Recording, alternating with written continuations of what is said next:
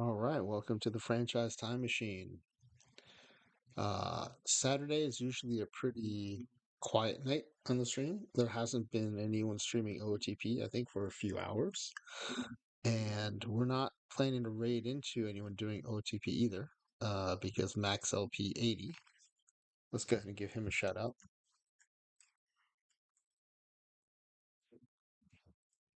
He is an OOTP streamer who usually goes on after me on Wednesdays.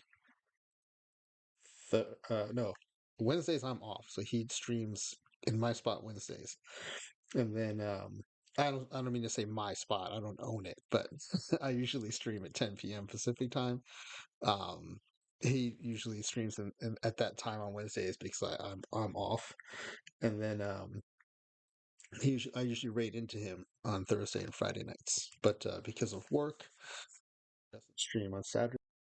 As for Denny, also off, he usually very generously raids into us most nights. So, um, and yeah, it's been really quiet on the OOTP streaming front this evening and tonight.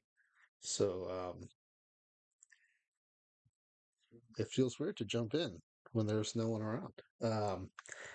But we have I think, an interesting experiment tonight. It's going to build on a couple of other experiments we've done previously.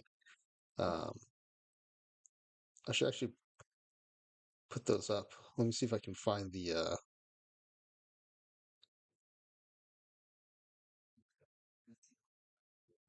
there's a series of experiments we did on the impact of the number of pitches in a pitcher's repertoire. So the first one was episode 97, and was the relative impact of having your starting pitcher having one, two, three, or four pitches, and we did them in this order: fastball, fastball, changeup, fastball, changeup, slider, fastball, changeup, slider, and curveball. Um, and we got some interesting results. I'll recap those in a second. Then the next experiment we did in the series was um, we expanded to 8 pitches just to see um, if there are any um, changes that happened as you go further into or mainly like are there diminishing returns as you go into higher pitch numbers. Did that one was I should really rename this is we did expand to 8, but part of what we did was we also added the question of, does the quality of the pitch matter, right? Because whatever everyone got a 400 fastball, 400 being kind of average quality on the 1 to 500 550 scale, average for Major League Baseball. And every pitch after that, right? So if you're a 2 pitch pitcher, your nth pitch was a 50 quality pitch, which meaning it was a garbage pitch, a throwaway pitch. So if you were a 3 pitch pitcher, you got fastball, curveball, and then a 50 slider. If you're a 5 pitch pitcher, you had 400 quality fastball, changeup, slider, curveball, and then your cutter was a 50. And when we did that, we noticed a couple of interesting things. So I've summarized the findings from those experiments here. Right. So your whip improves with your third pitch. If you only have 2 pitches, your whip will be significantly worse than if you have a third pitch. If that third pitch is bad, then you need a fourth pitch before you see that whip improvement. So really, you need 3 credible pitches to see that whip improvement. Now, strikeouts per nine also improved with your third pitch. But what was interesting was it didn't matter if that third pitch was a garbage pitch or not. As long as you had 3 pitches, you got a strikeout per nine improvement. So that was also pretty an interesting finding. Now, we know these things, so we can now ask a different question, assuming those things are true. Now, maybe they're not true. Small sample size, right? We only did one experiment, which is those 2 data sets because we run an independent AL and NL in the experiment. But it's a season sim. We look at the pitching stats. There's lots of batters faced in there, and so and the changes, the improvements were so drastic that we felt pretty confident saying that they're real. So we're going to assume they're real. And then what we're going to test for is there's an interesting hypothesis. I think it was floated by AW, who actually also streams. He is not yet an OTP affiliate. We're hoping to get that changed soon. But let's give a shout out to AW because he does still stream OTP. Um, and he has a lot of experience with PBE. I think that stands for the Professional Baseball Experience. It's one of the online leagues that's played using OOTP, and he did a lot of analytics for them. So he knows a lot about the stuff we're testing, at least in previous versions of the game. And I think it was AW who mentioned that there's a possibility or a hypothesis or maybe even a fact. I don't know, but we're going to test it tonight. That for purposes of these pitcher performance improvements, that the knuckleball is basically considered to be two pitches. So I thought that was interesting, and I wanted to test it out. Now, if that's true, that means your whip should improve with your second pitch, right? So we're going to give everyone, instead of giving everyone a fastball to start with, we're going to give everyone a changeup to start with. Then we'll add the pitches in the same order as before. Let me pull that slide back up.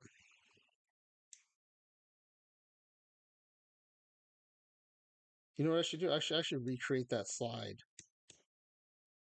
for this. So let's just duplicate this. I want to drag it down to our section tonight.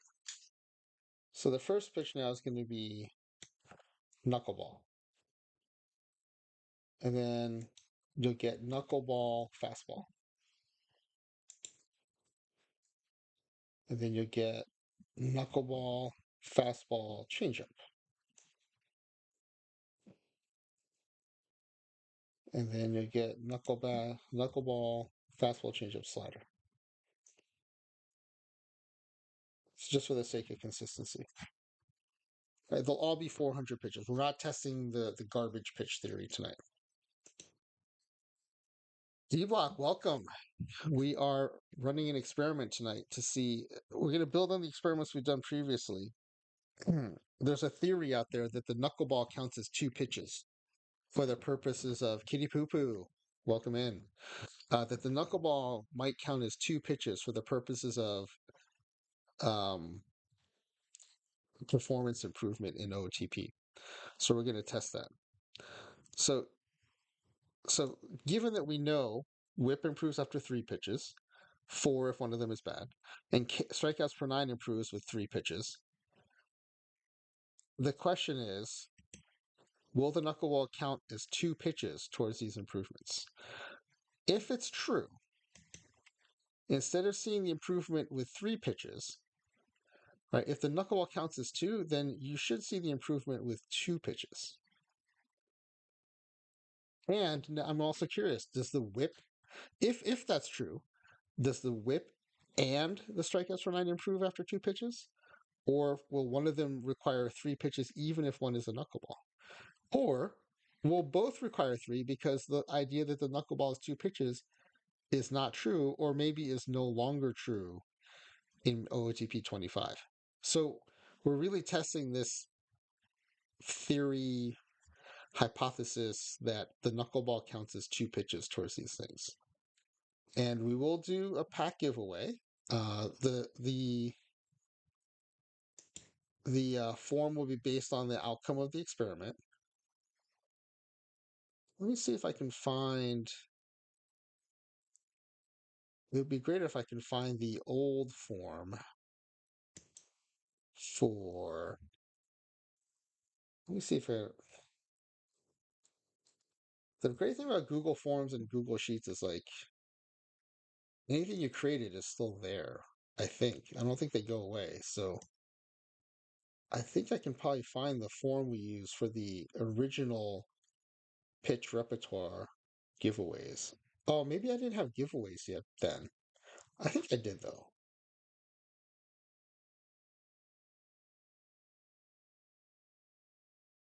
Hmm. Let me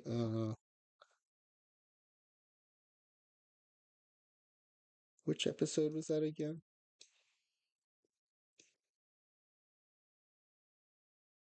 Episode 98. Episodes 98 and 97. Let me see if I can find the forums for episodes 98 or 97.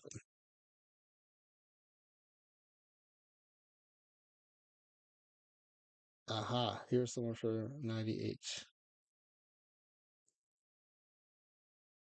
No, that's 99. Oh, you know what happens? I I started editing it instead of copying it, I just edited it. So that one I basically edited over the previous one. How about the one for episode 97?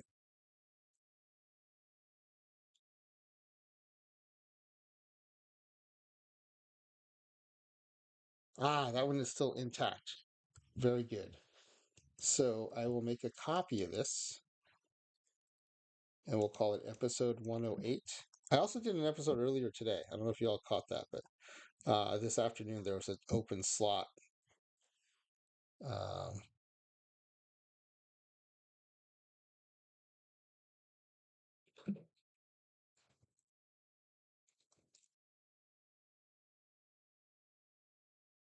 it was we did the experiment that we tried with the bunting with the sliders with the +5 adjust and +5 override. But we did it with attempted steals, and we got a lot more data points, so we could get more information. What is this? D Block is saying daily wide open. Pedro 10.12 ERA, David Price 12.60, Warren Spahn 23.26, Frank Tanana 23.62. Not this guy button still pressed. Did anyone have low ERAs in that tournament, D Block?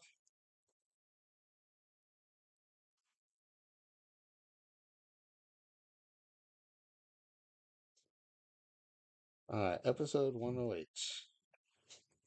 Let me show you what I'm doing here.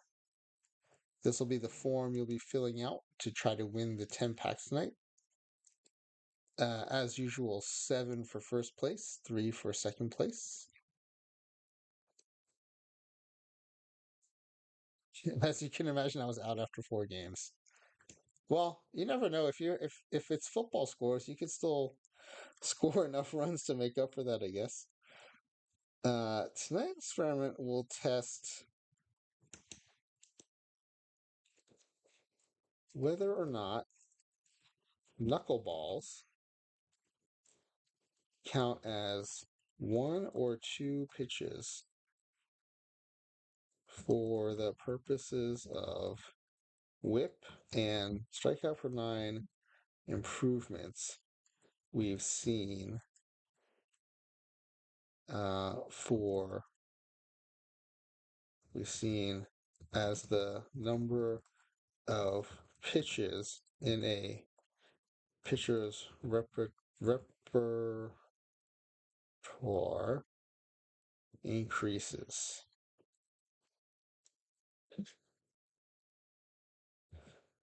We'll use our 4x4, 4+4 completely average league in 2023. All the starting pitchers will have 1, 2, 3, or 4 pitches rated 400, starting with a knuckleball.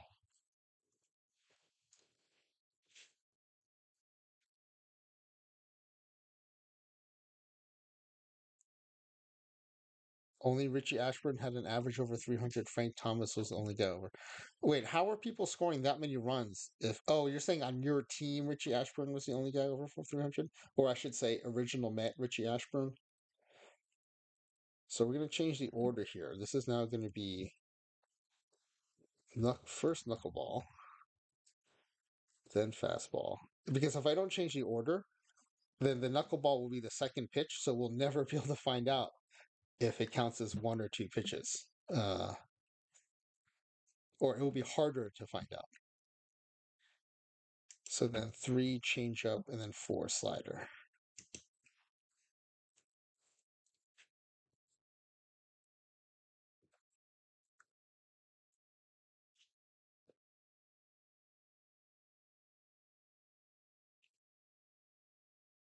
Seven standard packs for first place, 3 standard packs for second place. And as always, thank you to OOTP Developments for the packs that we get to give away. The experimental details, standard 2023 season, modifier set to 1, no injuries, no suspensions, personality off, chemistry off, morale off, development off, no historical trades, no trades at all. AI will be in charge of all decisions once the season starts. Okay. As always, please remember that the OOTP 25 login ID we need to get you your packs is case sensitive. Um,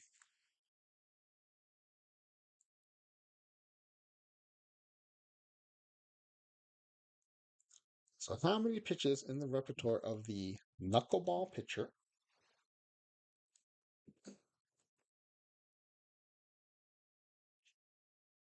I should add some more information here. Note, in previous simulations, when all pitches were average, 400, whip and strikeout per 9 improvements were seen uh, once a pitcher, uh, once pitchers had 3 pitches in their repertoires. Okay, that's now this. Okay, now I've been struggling with thinking about how to ask this question because I want it to be with how many pitches does this whip improvement occur? Now, I just ask you all to trust me that I'm going to make a objective call and say, looking at the data, this is where the jump is happening, or there is no jump. But to make it fair for the form, I think I have to quantify it. I think previously it was more than 10%, but I'm worried that 10% is still in the noise. So I'm going to call it 20%, but I'm going to reserve the right to apply my judgment. If it's like 18%, but that looks like it's clearly not noise, I might still declare that the threshold.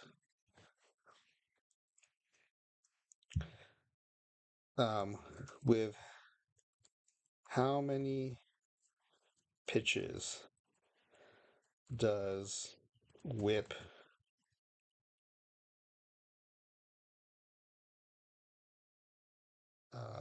improve?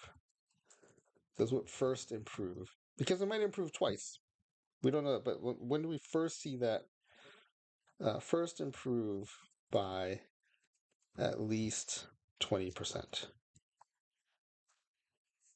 Now, I guess it can't be 1. So maybe I should take out 1. Um, because 1's the baseline. Right? So do you see a 20% improvement with 2? Do you see a 20% improvement with 3? Do you see a 20% improvement with 4? Now, if you believe the theory that the knuckleball counts as 2 pitches, then you just say with 2 pitches, you'll see that 20% improvement. Because you have the fastball as 1 pitch, then you add the knuckleball. If that counts as 2 pitches, now it counts as 3 pitches. And in the past, 3 pitches had that boost.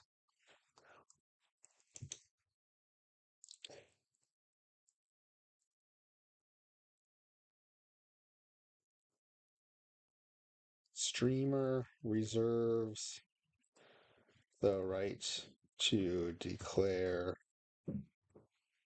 uh, significant improvement at less than 20%. I'm just putting that disclaimer there just in case if it's a close but under 20, but still clear to me, I'm going to declare that the break point. Okay, the tiebreaker will be when does strikeouts per nine first improve by at least 20%.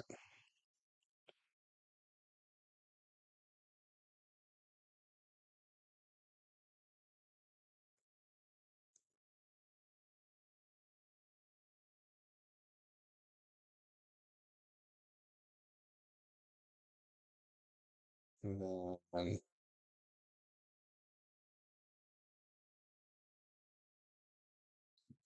I think I want a different tiebreaker here.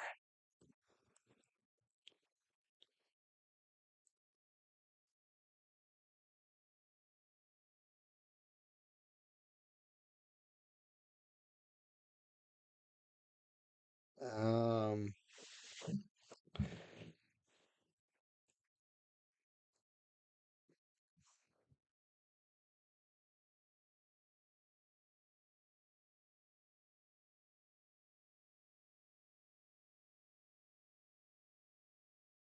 hmm.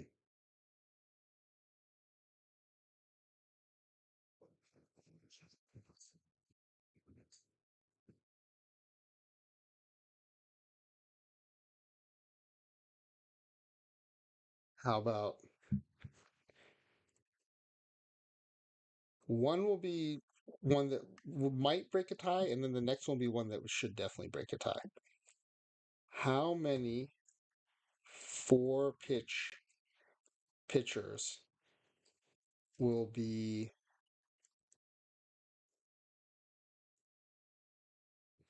among the top eight uh, WHIP leaders, AL and NL combined?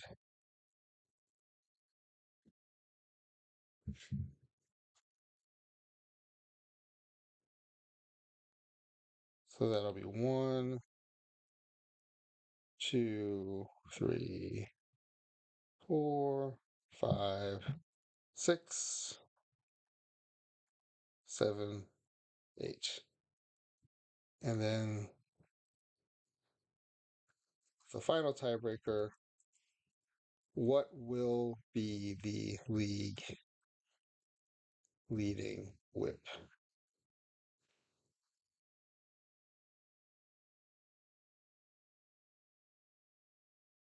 Or the combined?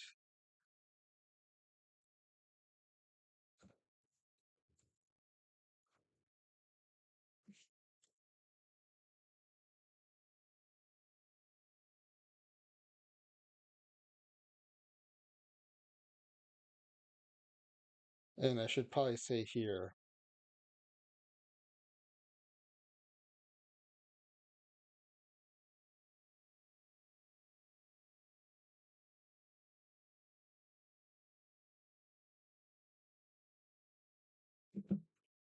AL and NL combined.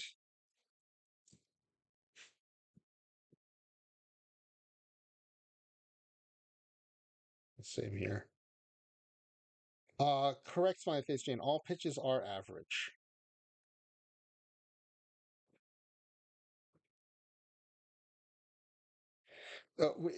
I didn't want to. Also, hi, hello.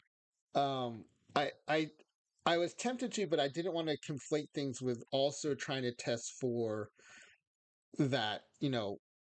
We saw that whip improved with three pitches. Unless one was bad, you needed a fourth pitch. Strikeouts per nine improved with three pitches, no matter what.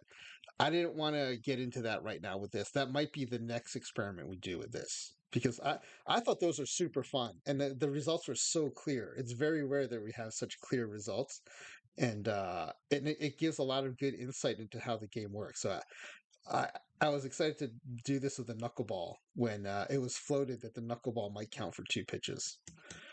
So this will be the quiz.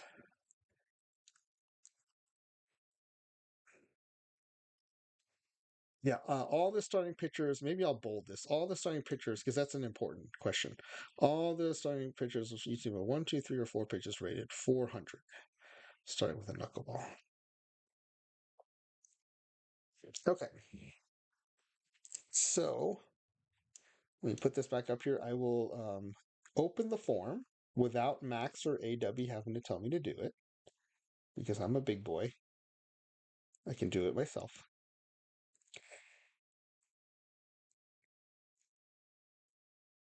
It is not floated in our super secret mad scientist Discord. It was floated in the chat of one of the pitch number streams, and I think it was by AW, based on his experiences with um, uh, uh, PBE.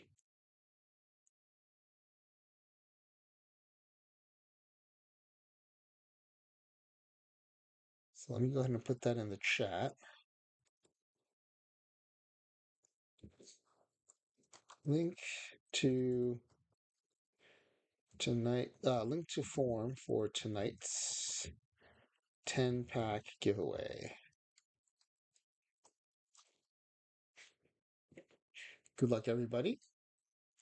I will pin that to the top of the chat.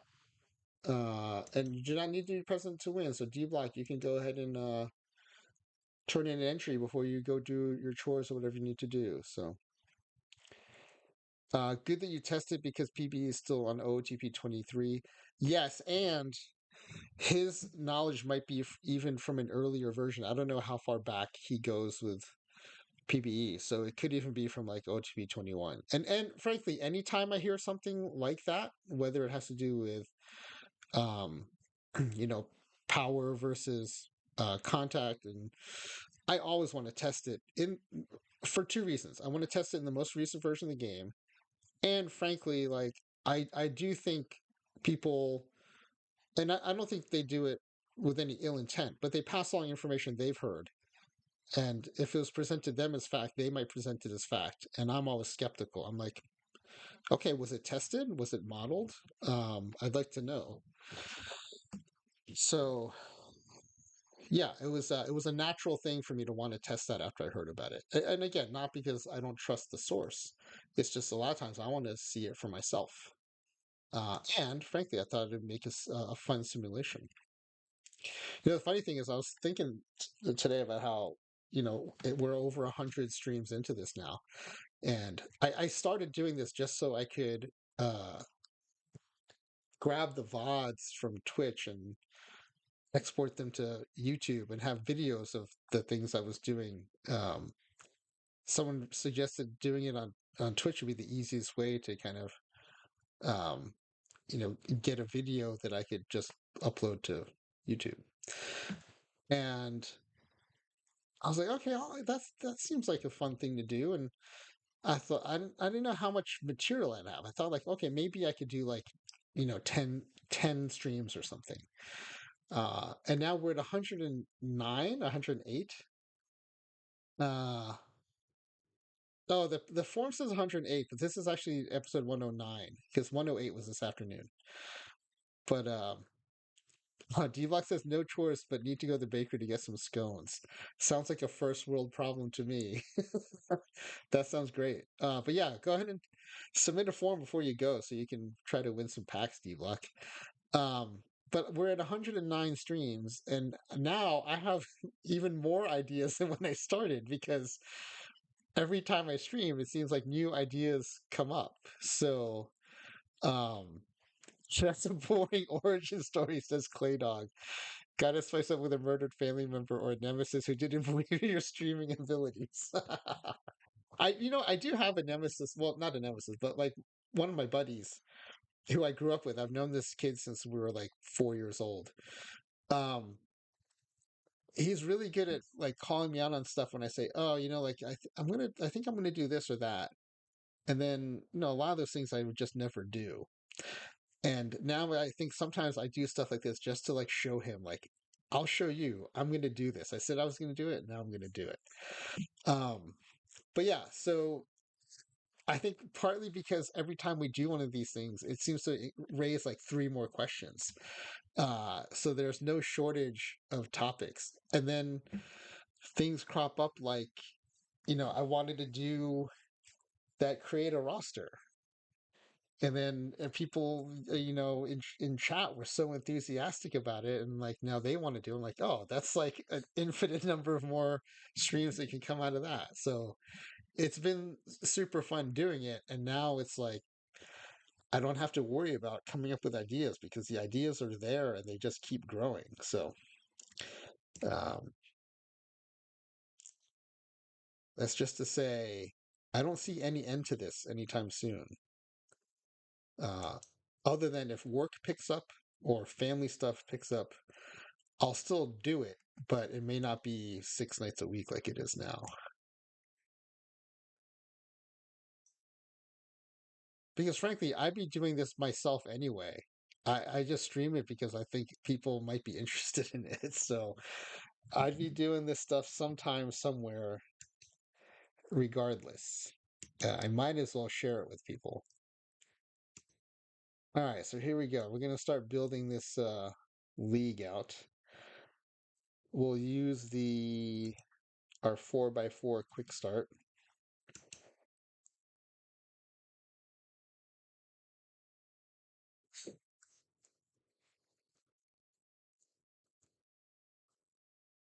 Well, I'll just shorten for the file names for these are actually super short, so I need to abbreviate. Knuck rep for Knuckleball Repertoire version 1.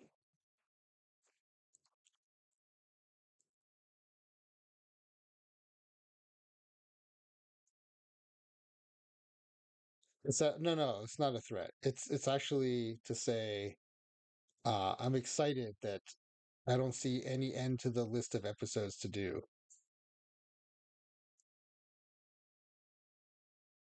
Today is day 60 of OOTP for you. Wait, is that are you? I don't understand. There's no way you've only been playing OTP for 60 days. Talkmado.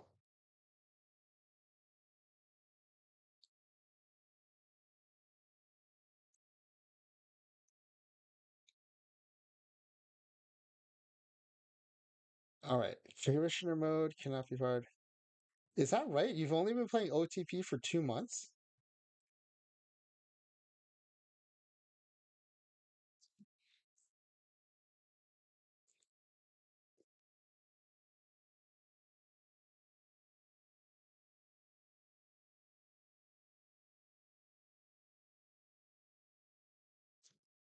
I don't know why I find that so hard to believe, but I do. I find that hard to believe.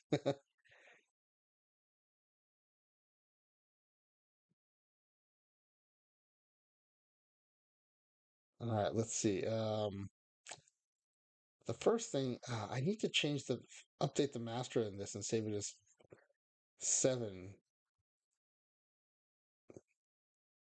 Last OTP I had was in 2013. Then didn't play for 10 years. Wow, that's amazing. Well, so that explains it though, because like you seem very familiar with the game, but then yeah, that but you're new to kind of getting back into it. That would make sense. Um, Zedek says I do too, mostly because I've been playing for like 16 years now. Yeah, I've been playing. I was trying to figure out what version I first bought. Um, but I can't figure it out because I didn't have Steam back then. I don't even think it existed when I was playing. Yeah, D-Block, I agree. It must be an active 60 days because I am floored by that knowledge. I am and actually now that it's September, I am in 3 months. I will have been playing Perfect Team for a year. I've been playing OTP for a long time, but Perfect Team I started playing in December of 2023. So I've been watching streams and playing Perfect Team for 9 months now. But I've been playing OTP for forever. Steam came out with Half-Life 2. I that I'm sure that's a helpful fact, but I have no idea what that means time wise. Playdog says I think I pirated like 8 or 9 the first time I ever played. Hagmail says I'm in the game like 10 hours per day.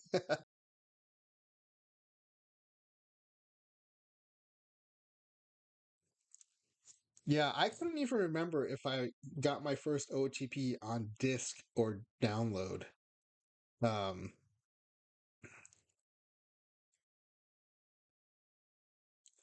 I think it was on download, which would probably help date it a little bit. But um, the thing I need to fix that we discovered the other day for the quick start is this is not locked. I need to lock this. Oh, I should just do it now. I'll lock this. I don't know why I'm complaining about it. I need to save it. Like I can just do it now. And these manager options, I think these keep returning, which is frustrating because I know I've changed them previously, and I still have to change them. But it could be that I changed them in a downstream quick start and not in the master. So we'll try it now. Okay, so let's just save this. First, save the game in case there's a crash, and then we'll save it as a quick start.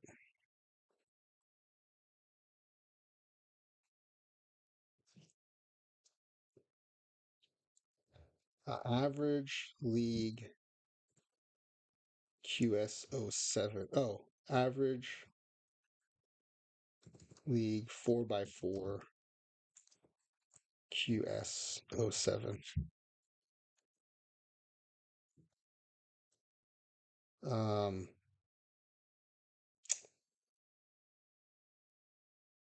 Modifiers locked. DND and mailbox updated.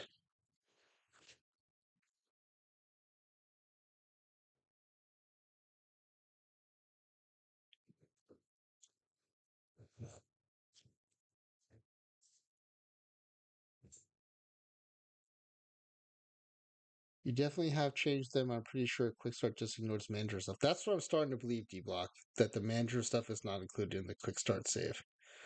Um, but I guess we'll see the next time we run it. All right, so let's go ahead and change the team names. These have gotten a lot easier once I realized I need to change the team names first.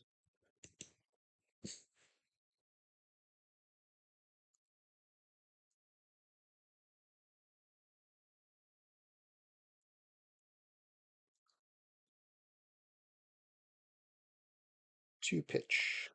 By the way, these team names, they're still available for editing, renaming. There's a channel point redemption where you can rename one of these teams, and you can see it'll live on for a long time. Oh, these are AL.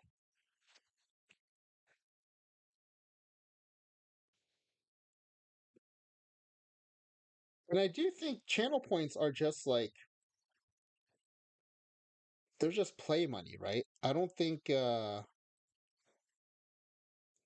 think streamers get anything for channel point redemptions. They're just there to kind of encourage interaction with the audience, right? D Block would know. D Block, if you're still around, am I correct? I don't want people to think I'm trying to like promote this stuff to make money. I'm just promoting it because I think it'd be fun for people to to name the teams after themselves. The other thing I was thinking was I I think there's a redemption. Let me check. I was surprised no one's fought the channel point redemption to rename average infielder one after themselves. Let me see. Hold on. You can't see this, so it might be uh boring for you for a second here, but I did come up with uh a a price of 12,500 to play create a roster on stream. Okay, renaming a quick save team because it's going to be there permanently. Now I wasn't sure at first, but now I think it's going to be there permanently. Um, okay, yeah, Smiley Face saying that's true. It might encourage people to subscribe because you earn channel points faster, and a subscription would give the streamer money. That is true. But I think the channel points themselves are just there for fun. So that renaming the quick save team I have is 10,000, just because it's like a pretty permanent visible thing now that we've used it for a while. Uh, I think I had no, I don't have it. I'm going to add it right now. I'm going to add. Wait, hold on. How did I word it? Rename a quick save team. This is going to be rename a quick save player,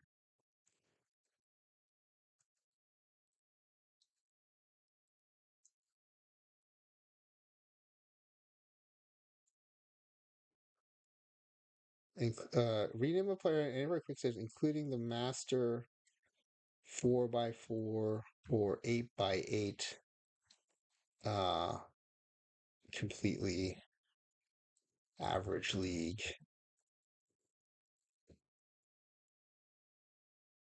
quick starts.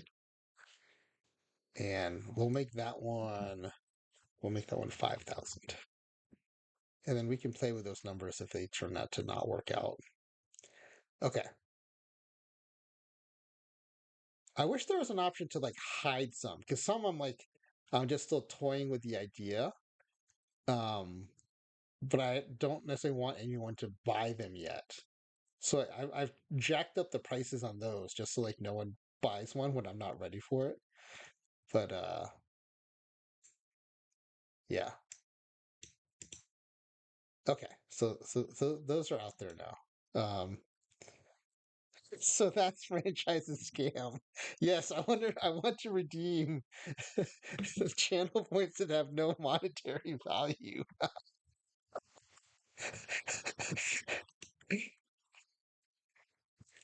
I'm playing a long scam too, where I'm hoping that by stream 500, episode 500, I'm raking in the channel points. The one pitch Braves, this will be 1 NL. The the two pitch Mets. This is great. The chat in this stream is awesome. I was actually like feeling pretty tired today, and then was feeling pretty uninspired because no one was streaming OOTP all evening and all night. And gonna start selling vitamin water from his kitchen sink. Yes. Um, and I was like, oh man, I don't know if I want to stream, but then I wanted to do this experiment, and and I was like, I also want to hang out with everybody in the chat. And yeah, as soon as like y'all started like weighing in the chat, I started feeling better. So this is awesome. All right, so the teams are named. No one streamed after. No, there were some streamers, but by the time we were done with dinner, there was no. So I think Tetsuiji was the last one I think I saw streaming. Um, so yeah, I think since like 6 o'clock Pacific time or so, I haven't seen anyone streaming. Ripley the Oriole was also on, but I don't think Ripley was doing OTP today. So I think Tetsuichi was the last one I saw streaming. OTP Chain was on. Yes, I did catch that. That was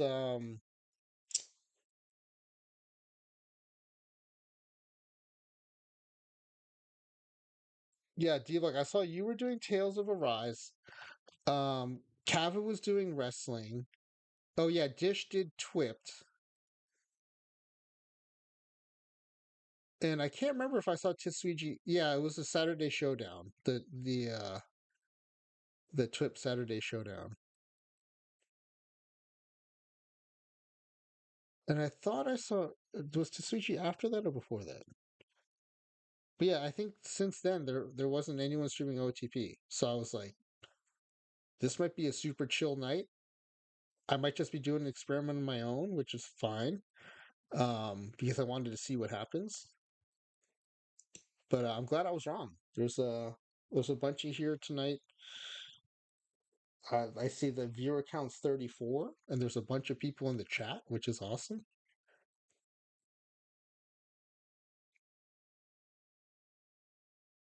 And everyone gets a chance to try to beat Smiley Face Jane in a pack giveaway.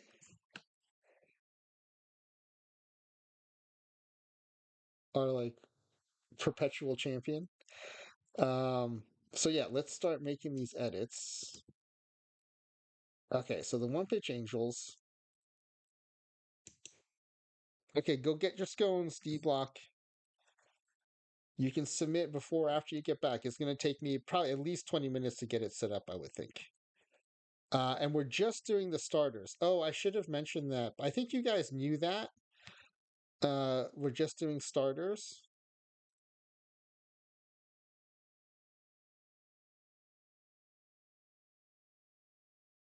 because that's how we did the other ones too. Was just doing the starters. Okay, so we're going to go in editor. Average starter one. Okay, this is the one pitch team, and this time we're starting with the knuckleball. So we're going to zero all these out.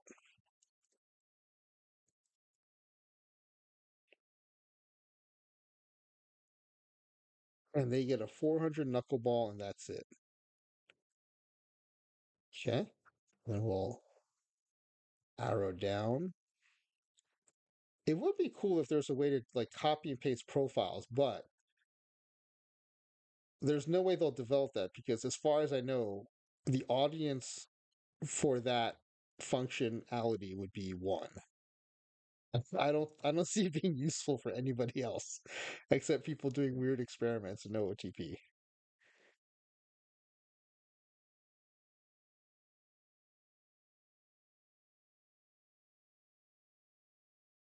This alone I'm interested to see is how good can a pitcher be with just a knuckleball?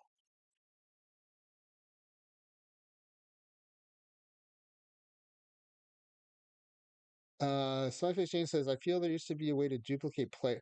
No, no, we can clone players. That is true. But the problem with cloning the players is they go into the free agent pool. And so then we have to go through the step of bringing them back to the team.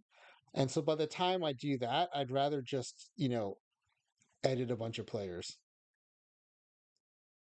Yeah, there are other pages in which they do that for, like individual strategies. Page. Totally agree. That one would have a mass audience for sure.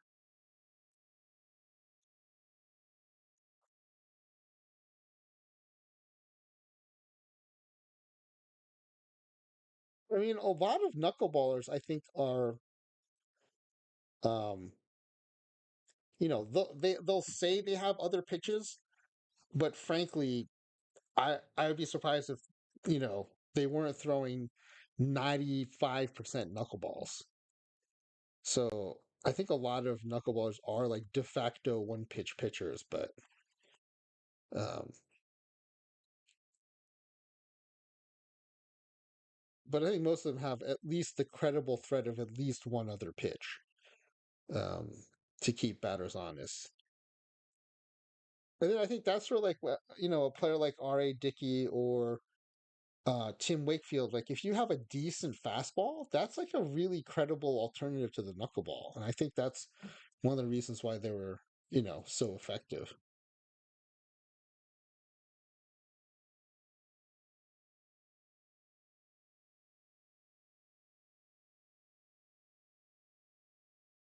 Okay, this is our other one pitch team. This one's in the NL.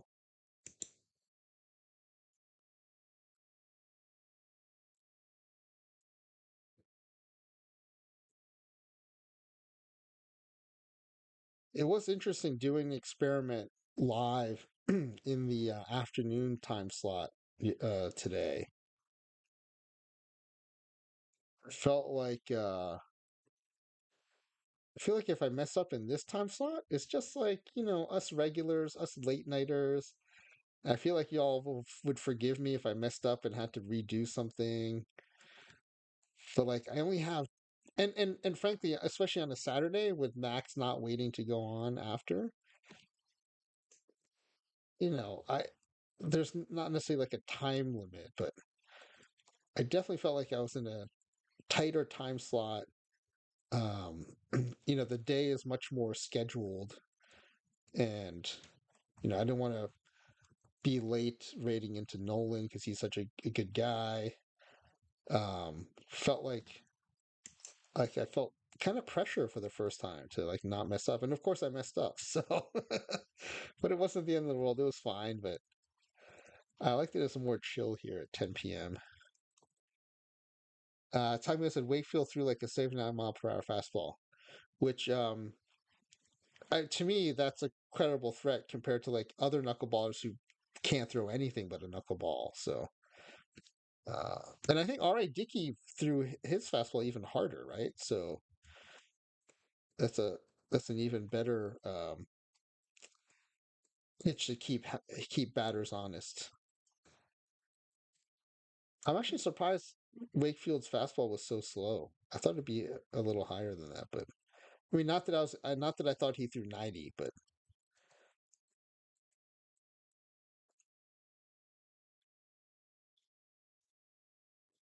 all right. So that's another team done. Okay, now we're on to the two pitch teams. This will be uh Google says it was 71 to 75. Guess it. Wow.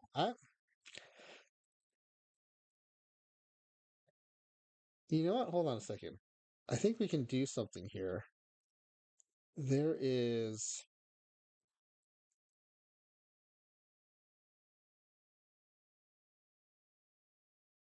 Oh, I'm not managing any teams. That's right.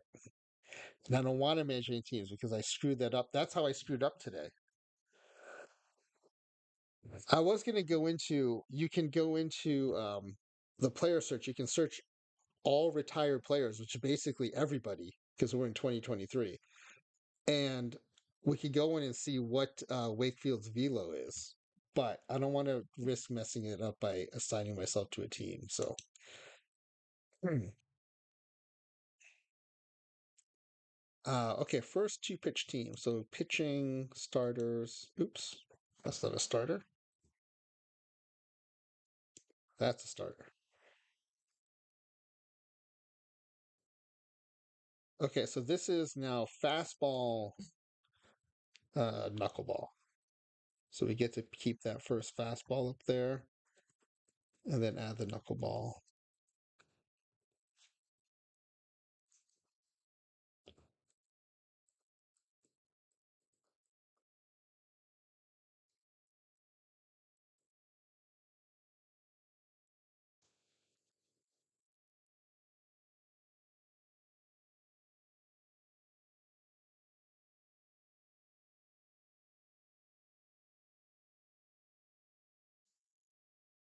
I have to make sure when I submit my pack giveaway winners, I don't forget to submit the afternoon winners too.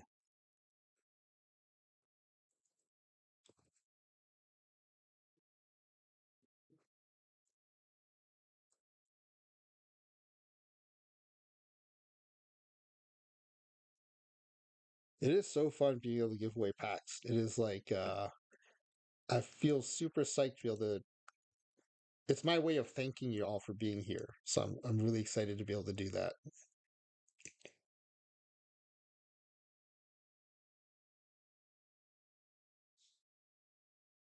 Okay, this is another two pitch team, so it's fastball changeup again. Or not changeup, fastball knuckleball.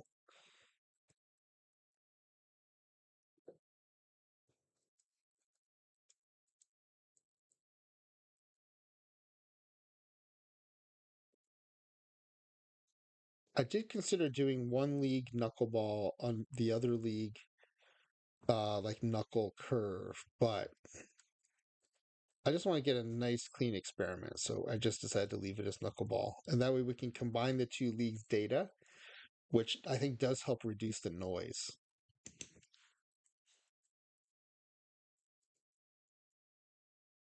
But man, what a big insight and improvement once we realized like that using the team standings was just like including way too much noise. And in fact, we should go back and look at some of the experiments where we thought they were inconclusive. But if we stop looking at standings and look at the actual player data, maybe we can. I'll have to go back and look what some of those were. But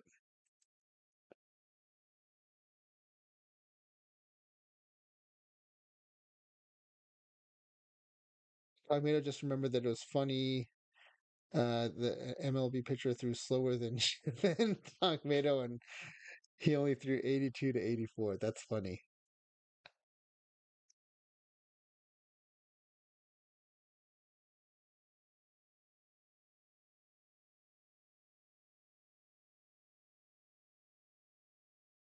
So I could throw a knuckleball actually, but the problem was, and this is how I learned it is my knuckleball has zero rotation. Like you could just watch the laces come at you, and they don't move at all.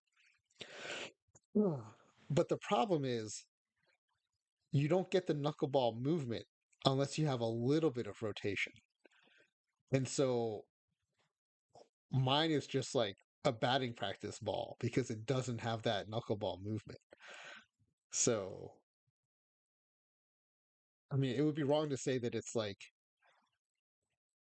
it's too perfect of a knuckleball. It's just like it's too still of a knuckleball. It just doesn't move. But man, that would have been cool if I could have gotten it to work and I could balance that with my 60-mile-an-hour fastball and then be a pitcher. Yeah, Tomato, maybe if we split the difference, we'd have a really good knuckleball. Yours spun too much and mine didn't spin at all. So,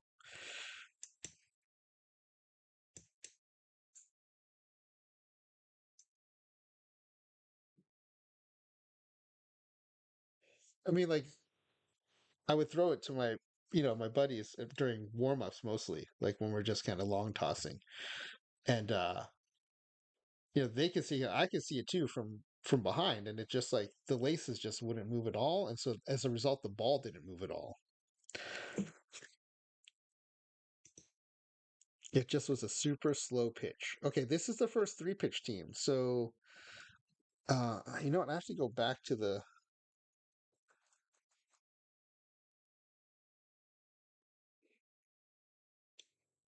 what is the order again? So I'm just looking at this. So knuckle, fast, and change.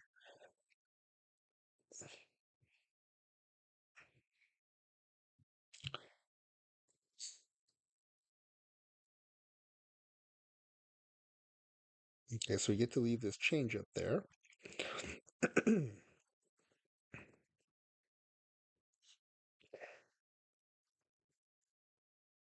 It was a neat trick though. Like when people hadn't seen it, they would be like, "Oh, that looks so cool." And it does look cool like from the side. But if you're like looking at it from the perspective of pitch, you realize it's kind of useless. Every once in a while you throw one that actually knuckled.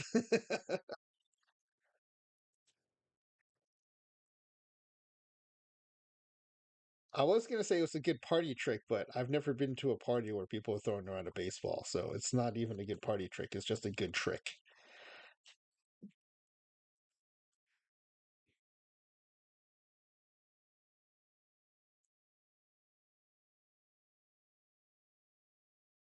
But like, the first time I played intramurals at college, we're warming up, and I decided to like bust it out, and people were like, "Oh, that's amazing!" It was like a fun little icebreaker, with my new friends, many of whom are now like lifelong friends. Um, that was like a nice, you know, icebreaker conversation topic, conversation starter, I guess. Yeah, a lot of those f- folks from my intramural teams are the ones in my save, the one I talk about sometimes where I put myself and my friends in the game. Okay, that was the three pitch Mariners. Then we have the three pitch Phillies.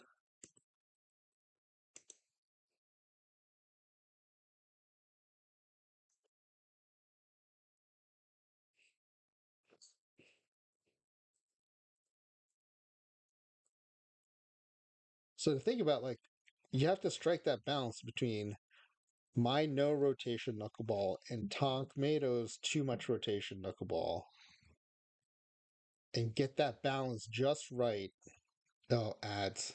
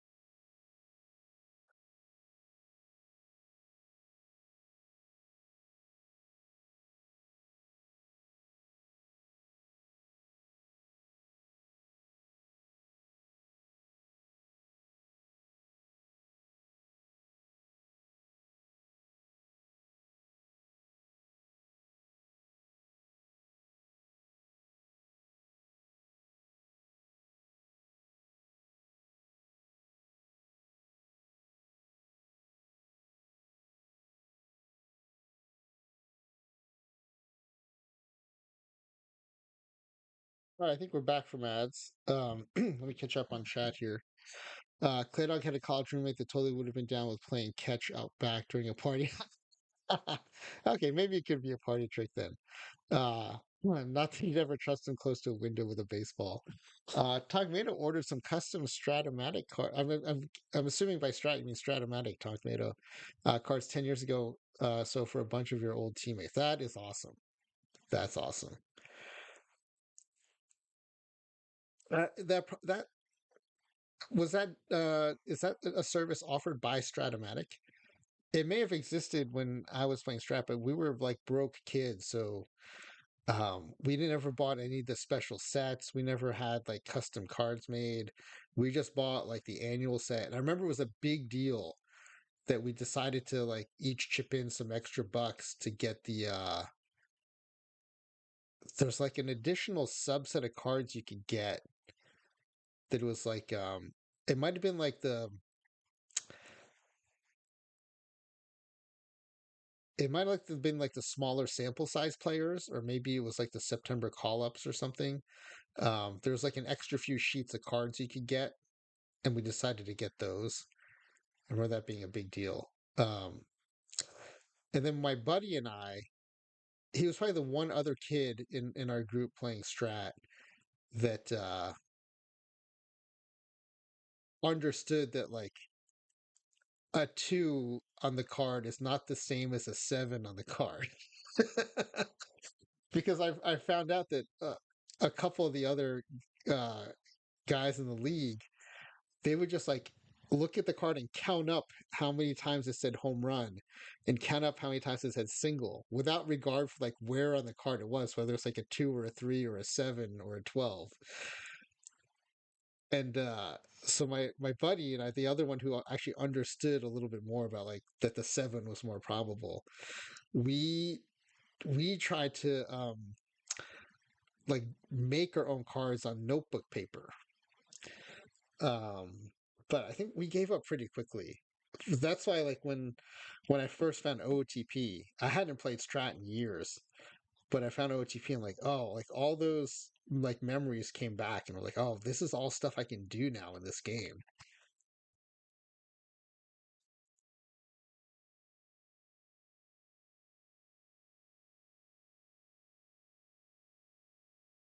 So like the importing players from other seasons, that would have been so expensive to do in Stratomatic, and frankly, like most seasons weren't even available. Um, and like inserting, oh wait, sliders I can keep. Slider is the fourth pitch.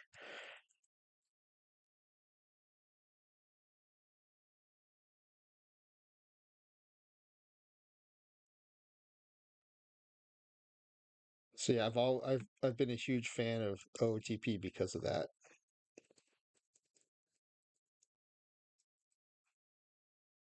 I kind of think, and Takmino might remember this. Like, I think like you could buy like the 27 Yankees, not even the 27th season. I think it was like specifically the 27 Yankees, and I want to say it was like $5 or something, which is just like prohibitively expensive when you're a bunch of kids and there's probably like 100 teams you want to get.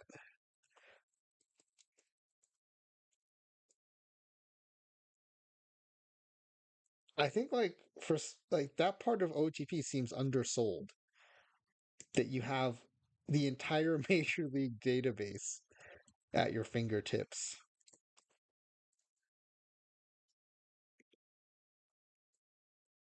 Even Barry Bonds.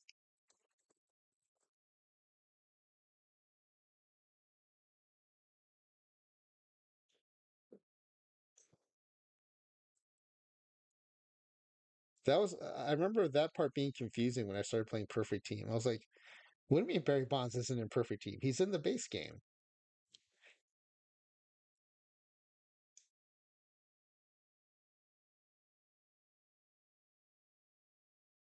And wow, we're almost done with setup here, despite all my chatting.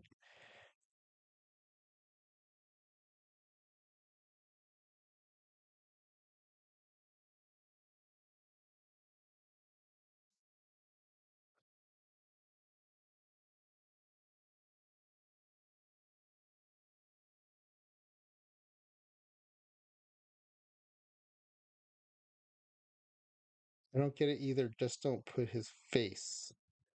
Oh, right, right, right. Yeah, in the game. Right, right. For a second, I was like, wait, what's Takmito talking about? I totally lost track of what I was talking about. And so when you said just don't put his face, I was like, wait, whose face? Yeah, no, no, for fun. No, yeah. As soon as I started questioning it, I realized what you meant. Yeah. I mean, which was the game that had John Dowd as Barry Bonds? Did they get in trouble for that? Because they also made John Dowd white, I think, in an attempt to say, "Oh, it's not Barry Bonds."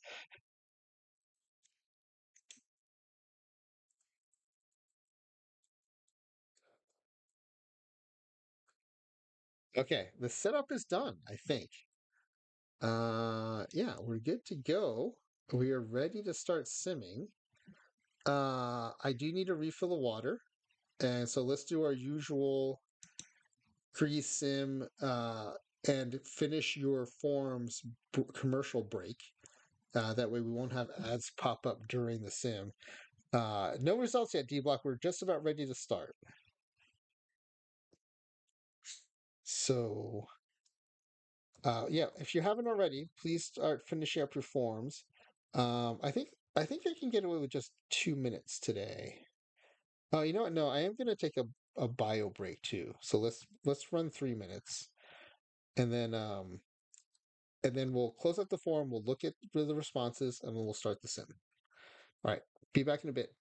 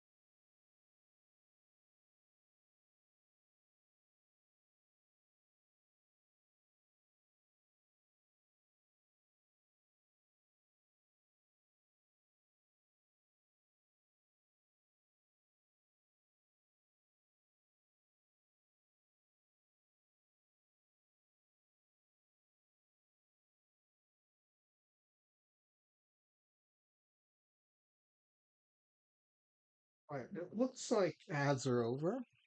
Hopefully, you all can hear me.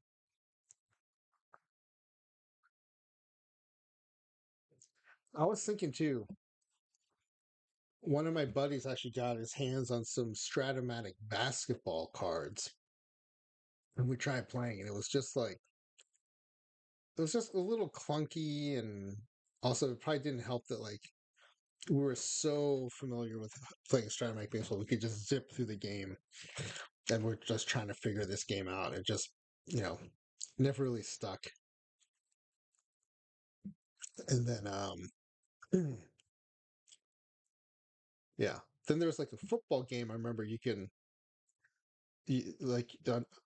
offensive player would pick a card for their play, the defensive player would pick a card for their play, and like you would overlay the cards and then put them in this thing that had like it wasn't a spinner, but it was like a spring loaded ball that would bounce up and down, and wherever it stopped was like that was the outcome of the play. So that was kind of fun. I remember liking playing that. But like, you couldn't create plays, you couldn't create players. Yeah, it was fun, but it didn't have that feeling of like, individual players like Stratomatic or OOTP does. Okay, let me check on the form. If I don't hear from anybody in the chat, I'm going to go ahead and close it. This is funny. we had we've got 31 people in the stream tonight, and we have more responses on the pack giveaway form than I did at 3:30 p.m. this afternoon, where we had, I think it was like, I want to say it was over 150 people. So y'all are awesome. Way fewer people, way fewer bots and AFK folks at night, I guess. All right. I'm not hearing any objections to closing the form, so I am going to close the form and link to sheets.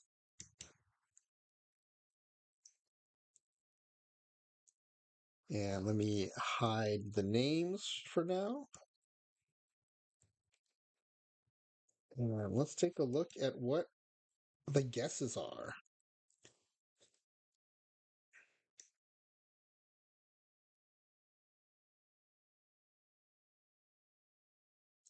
All right.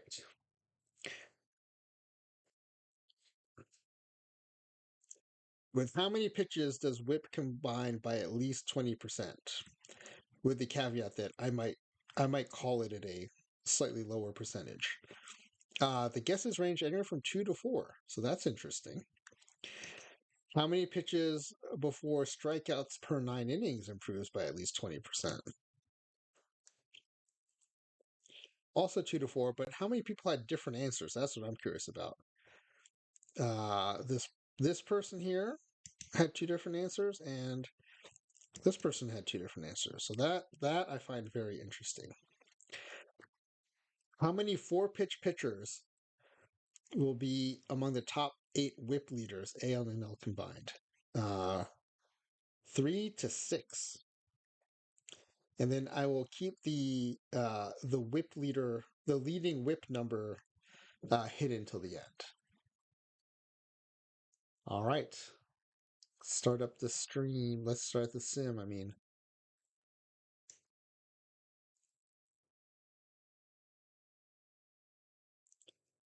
does anyone want to guess in chat which teams are going to win?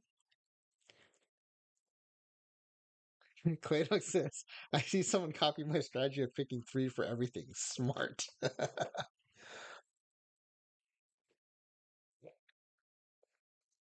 I mean, if more is better, then I guess like everyone should pick the 4-pitch team. But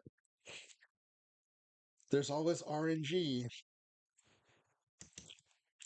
All right, my favorite little part of every sim. This little. Oh wait, yeah, we should get. Yeah, we still get.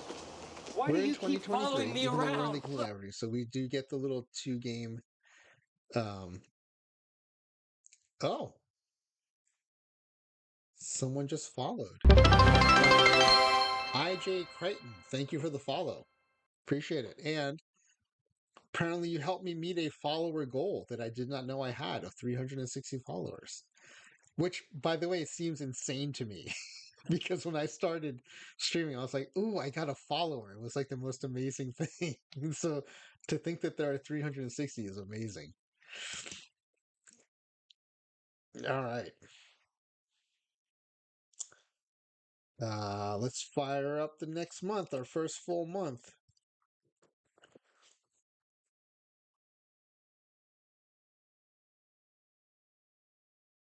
Ooh, a triple play. That's cool. And D-Block says you can unfollow if you'd like. All right. Let's see. 1 month in, and the teams are all over the place. We have the four-pitch team in the NL leading by 2 games, and a two-pitch team leading the AL by 4 games.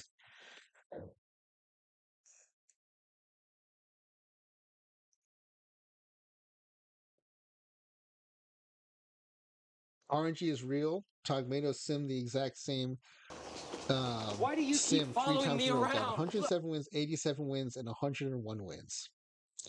That is wild. The 87 especially is wild. Deepak, did you just unfollow and follow? That's amazing.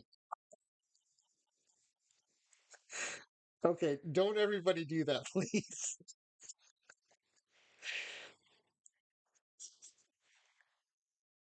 All right, let's see. We're now into June, and the one pitch team is leading the NL, and the two pitch team leading the AL. Time Tomato says same roster, season settings, and everything. Well, that gives me hope then that if we run the franchise favorite Mets again, maybe we'll get as many as 107 wins instead of 105 wins. Interestingly, the three pitch team is in last place in both. Um, could be noise, but there's a little bit of separation in both leagues too to that three pitch team, which would be weird to me. Not so much weird that three is in last place, but then why wouldn't four be even worse if three is bad? So that's why I think it's probably just coincidence. But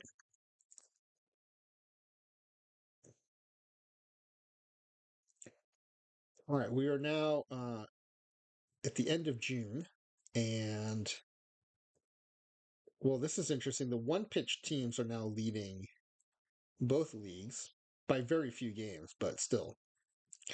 And the three pitch teams are still in the cellar. All right, let's sim to the All Star game, and we can have a little chuckle at some of the bad players that get voted to the All Star game. Highest All Star vote getter is average infielder 1.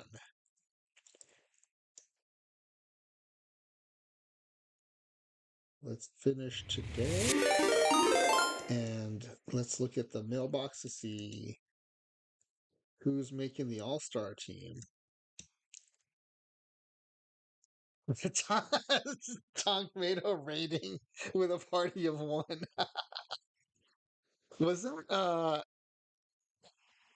Was that an Ophi stream that we learned you could do that? I think it was an Ophi stream that we learned that. If you stream, you can always raid in as a party of 1.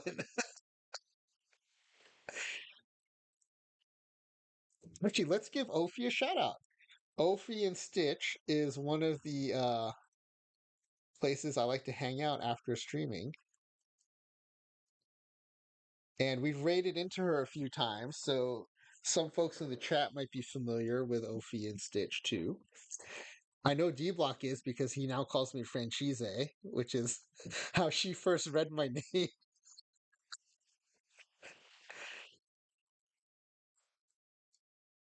All right, AL and NL doesn't matter, so let's just take a look at this. Let's look at the pictures here.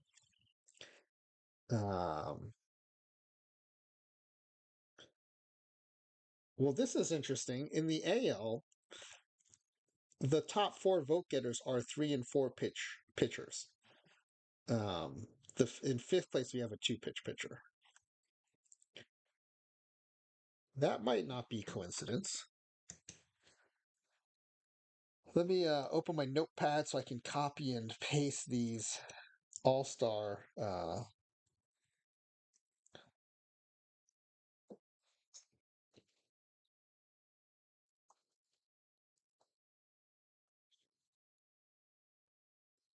I do find them to be kind of interesting artifacts of the Sims to save.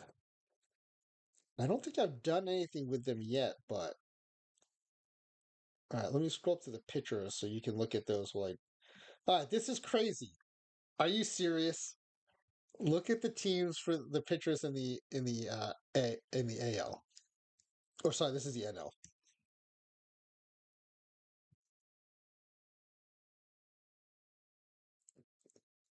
OOTP says, just in case you thought you figured out what's going on, let me throw you a curveball. In the NL, it's mostly 2 and 1 pitch pitchers leading the All Star voting. Seriously, that's insane.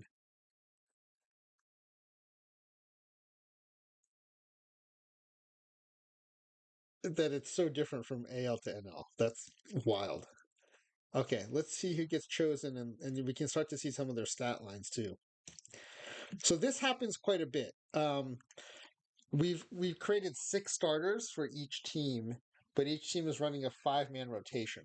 So one starter's in the bullpen. They're getting the stuff boost that we've shown in our stream that is a real thing with the Cornejos and Foxes. We showed that that stuff boost can be huge.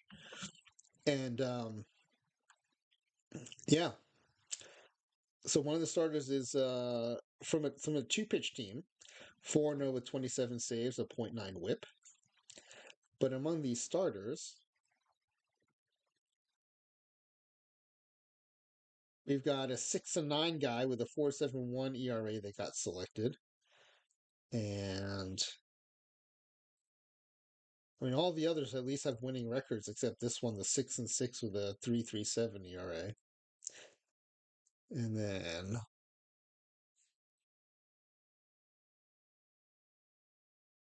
have you noticed you can actually see the amount of stuff boost on the pitching rates in the editor? Yes. There's a starter stuff and a reliever stuff row. I try not to look at that stuff when I'm doing the editing though, because it sometimes they can tend to give away the lead. Or spoil the punchline. So I try to ignore that when I'm making the edits. But yeah, it is in there. What I don't think happens though is I don't think it shows up in your ratings when you move a starter into the bullpen. I don't think it's reflected there. But it is happening behind the scenes, and you can see it in editor for sure.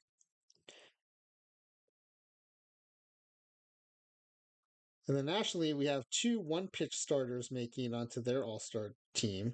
One has a legit starting stat line too: 9-5, 3.14 ERA, 1.28 WHIP. The other one's a little more dubious: 8-7, 4.82 ERA, 1.48 WHIP. Not sure how that one got selected.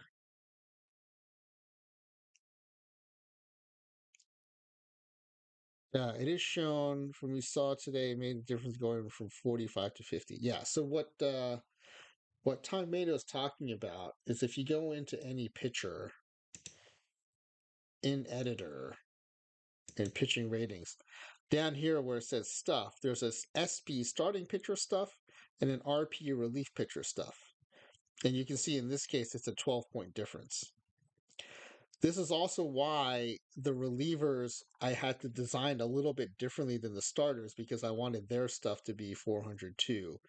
But then I think I rethought it and thought if 400 starter stuff translates to 412 bullpen stuff, then maybe 412 is average for a reliever, and so I think I just left it that way. Um, oh, you did see a ratings change by moving to the bullpen? Okay, that's interesting. Um, because at least in perfect team, I don't think you see that because I don't think I've seen a stuff number change in perfect team. by moving them to the pen. Maybe it does. Though. I need to keep an eye out for that. I don't think it does, but because I think I tested it. Oh, you had one today in perfect team or in base game?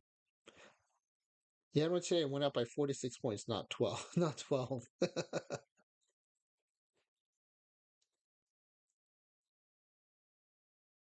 Oh, base. Okay.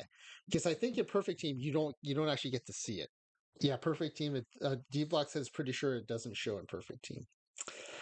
Um. Oh yeah, sorry. We were in the mailbox, right? We were looking at the All-Star votes. So yeah, here's the National League selected pitchers.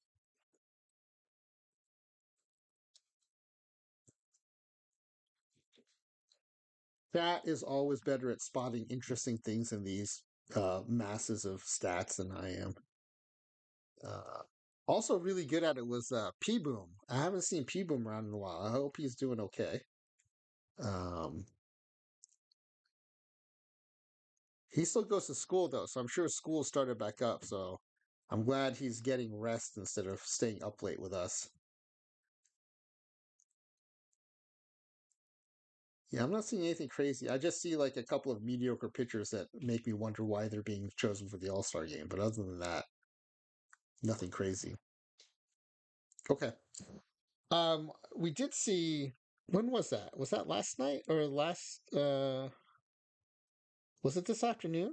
We saw a pitcher win a triple crown in the average league. Always interesting.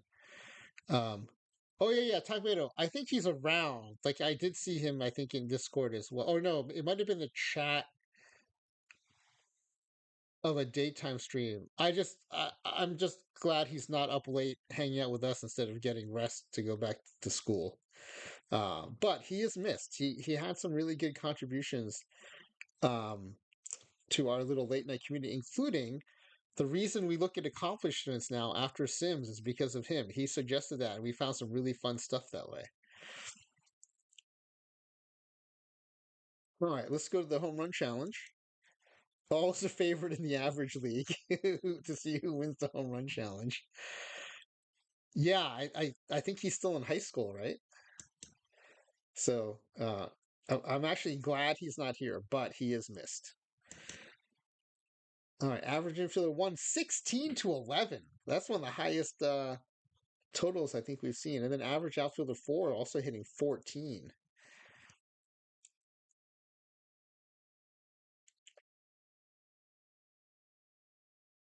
Who? P Boom. P Boom G. All right, average infielder 6 advances 6 to 5. That's interesting. Infielder 6 only hit 8 in round 1, but beat average infielder 1 who hit 16 in round 1. And then average infielder 3 advances 6 to 5. Those are some pretty low semifinal scores. And in the final, congratulations to average infielder 3.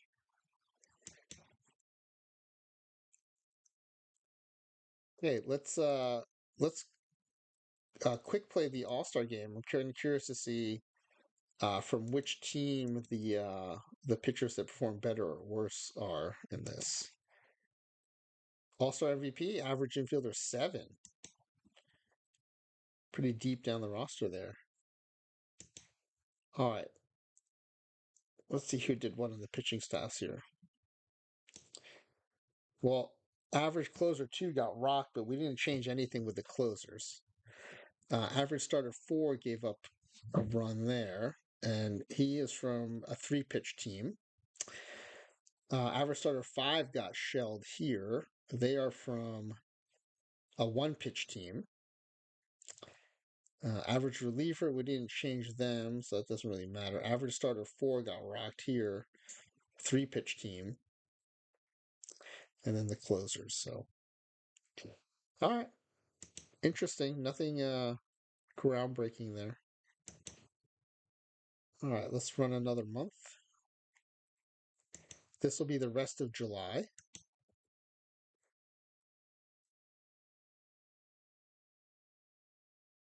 Ooh, look how tight the NL is. 3 games separate all 4 teams. 3 games separate first and second place in the AL. Two-pitch team leading the AL and a four-pitch team leading in the NL. Or I guess four and one pitch.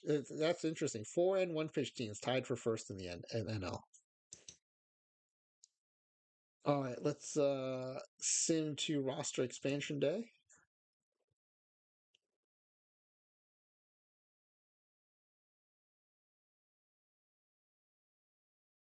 So 32-game on base streak for average catcher 1. All right, definitely a huge difference in separation here. But the two-pitch team leading in both leagues. That's the only consistent thing.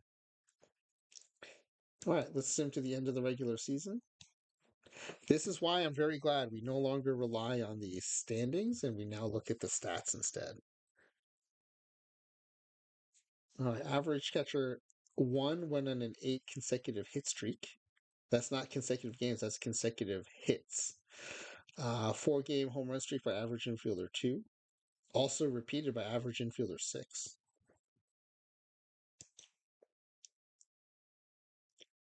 All right, we have one more game to go. We'll finish that. We have an ERA crown winner. Well, no triple crowns. All right, so leading both leagues, which maybe might point to the fact that this knuckleball might be considered 2 pitches. The 2-pitch Athletics and the 2-pitch Mets are atop of the AL and the NL respectively. The only other consistency, interestingly, is that the 3-pitch team has finished last in both leagues. I think that's probably coincidence, but we'll see. All right, let's go to the postseason.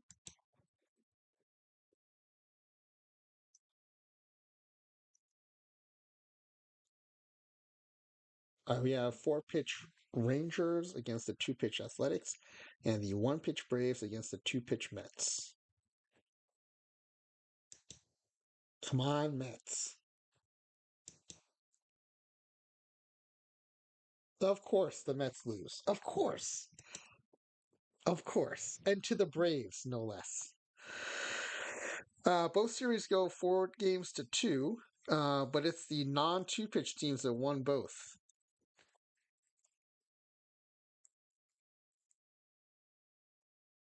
And between the 4-pitch Braves and the 4-pitch Rangers and the 1-pitch Braves, the 4-pitch Rangers win the World Series. Let me go screenshot that.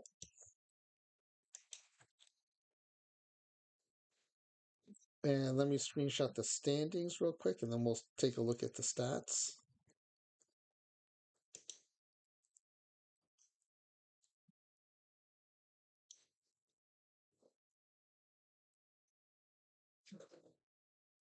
All right.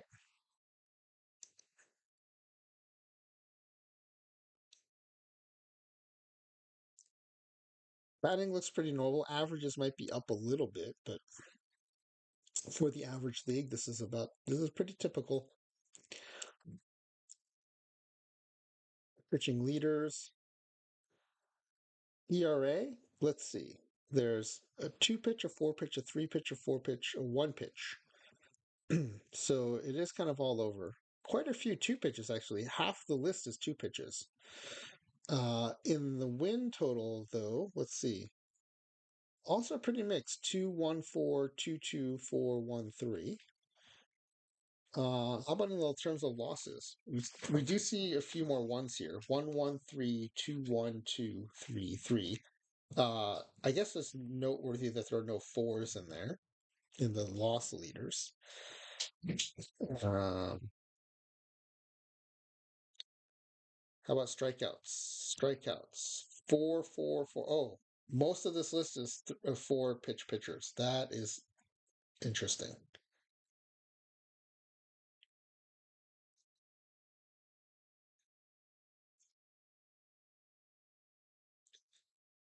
And the two that we care most about are WHIP. So 223, 242, 4-4. So I would say mostly twos and fours. That's interesting. No ones though. Strikeouts per nine. 4-4-4, 3-4, 2-3-4. So more fours in the strikeout per nine. A mix of twos and fours in whip. Interestingly, that the threes are not as well represented in whip.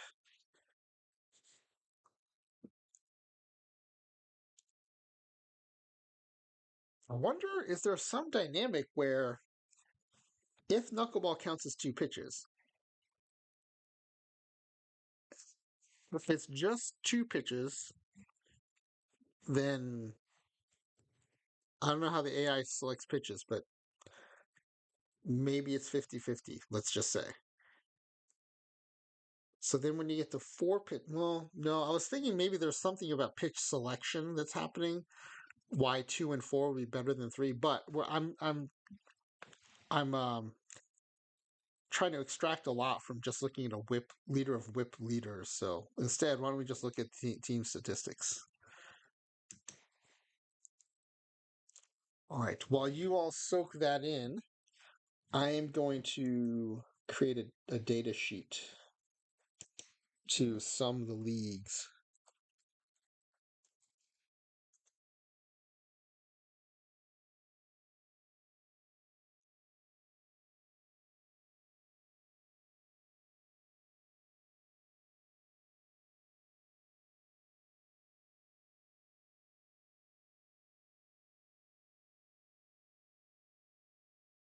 Somehow my default browser became Yahoo.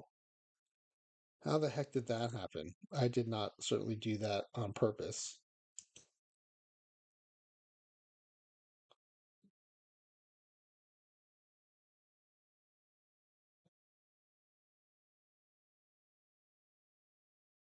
All right, let me start a new sheet here. You all don't like it when it's all white, right? It's too bright. Let me uh let me fix that real quick.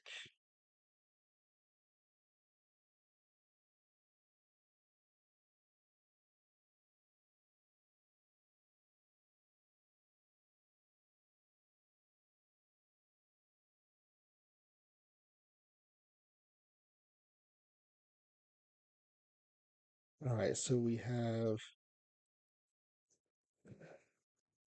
team. Oh, the font is still black.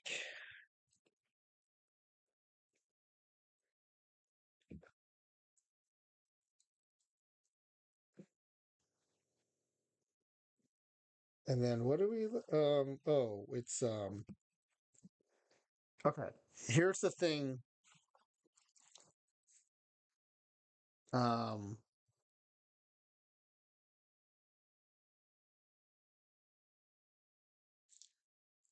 I was gonna say, just to simplify things, I'm gonna take the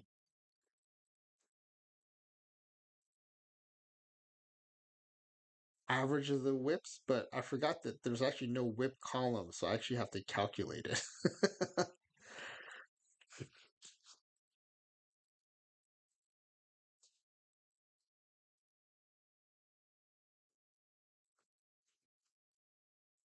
That's a little annoying. I should not have picked whip. I should have picked OPS.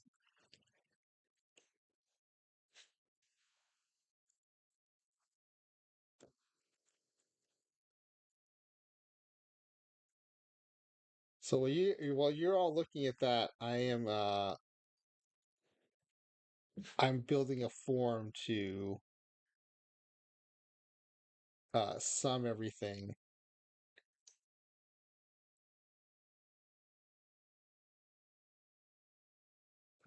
So I need walks, hits, and I need innings pitched to calculate whip.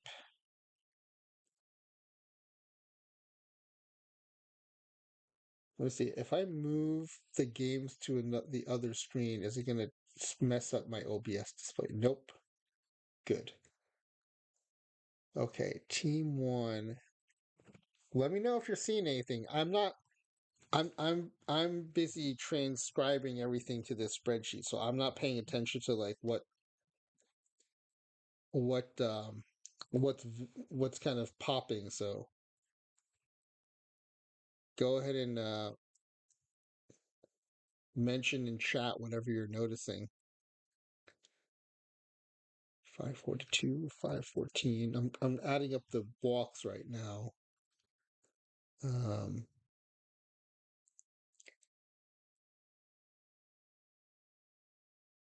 584. I'm noticing there's something weird going on with strikeouts. Not weird, but there's something. There's definitely a pattern with the strikeouts.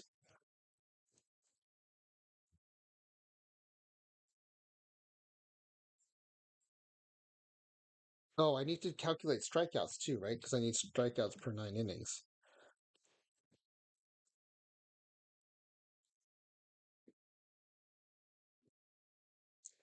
Okay, next time I'm not going to make the categories things that are so manual to calculate.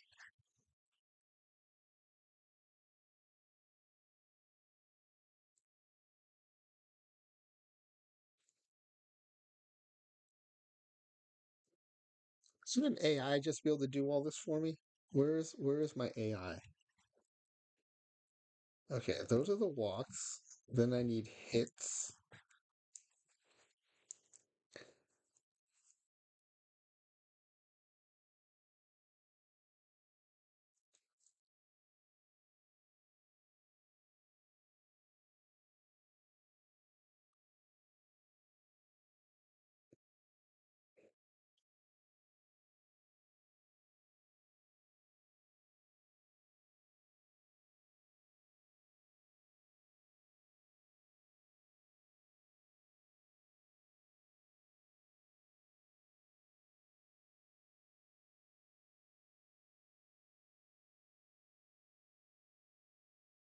Did everyone go away, or is everyone deep in thought looking at the stats?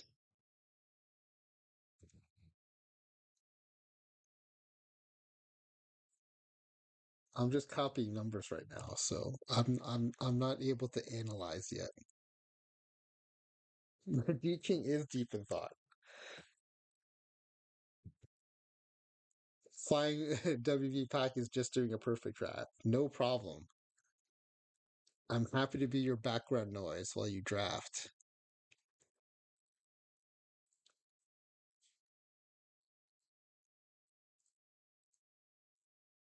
And then innings pitched. Innings pitched.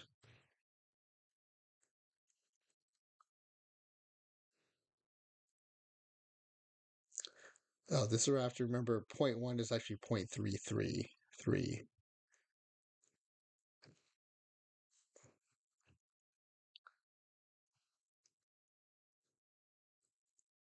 Um, three pitches. 1453.333. Four pitches. 1444.333. Okay, and then the NL, one pitch. Two pitches. 1471. Three pitches. 1472. Four pitches. 1480.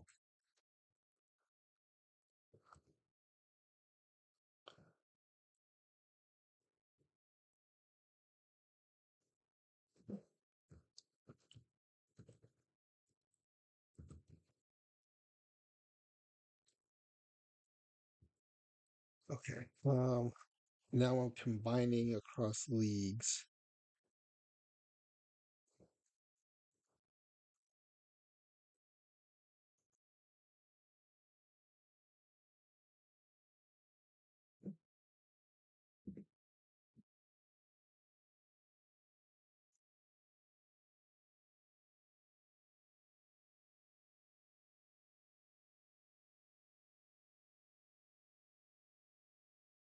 At least these formulas I can just drag.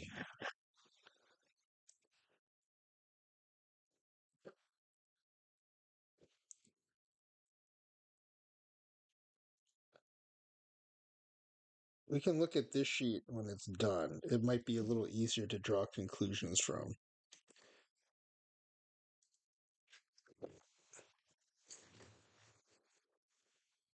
Hang on a second. I just dropped something.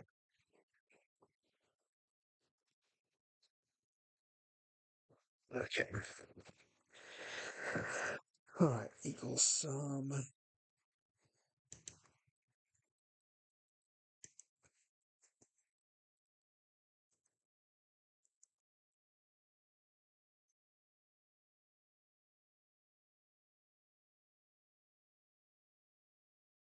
Oh, I have to do strikeouts too. For strikeouts per nine. Forgot about that.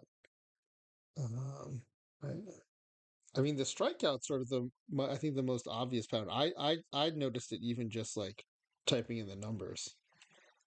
But there's definitely a big jump from one pitch to two pitch, and then not much of a jump after that. But then you do get a little boost from three pitches to four pitches. I wonder if it's the slider, because I can't imagine a fourth pitch mattering that much. Because technically, like, it's the fifth pitch, right? If the knuckleball's counting as two, but maybe it's adding the slider is a big deal.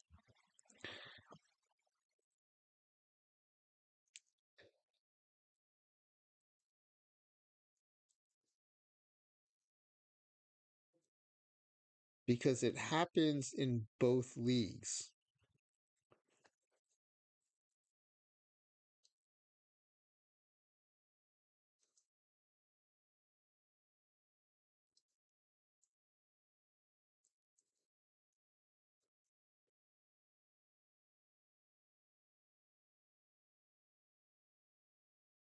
Possibly just RNG, but all the BABIPs in NL are lower than every AL BABIP. Oh, that is interesting.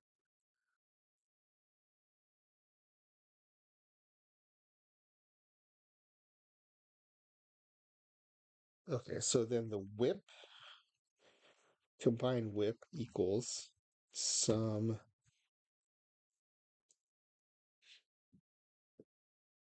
walks and hits divided by innings pitched.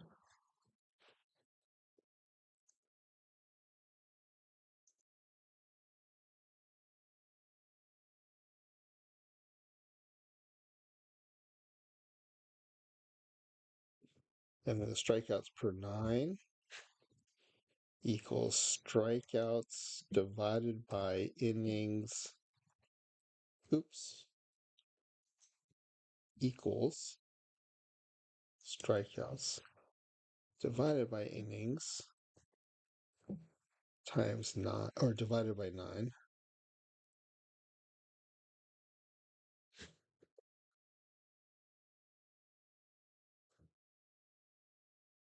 I'm going to put that in parentheses just in case.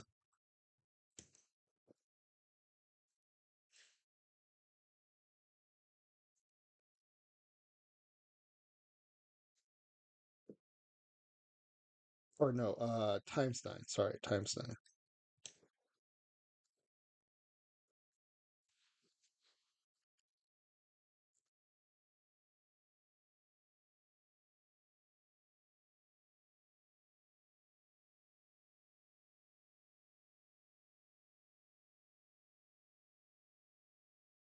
Okay, these are interesting. Let me um let me put this new spreadsheet up.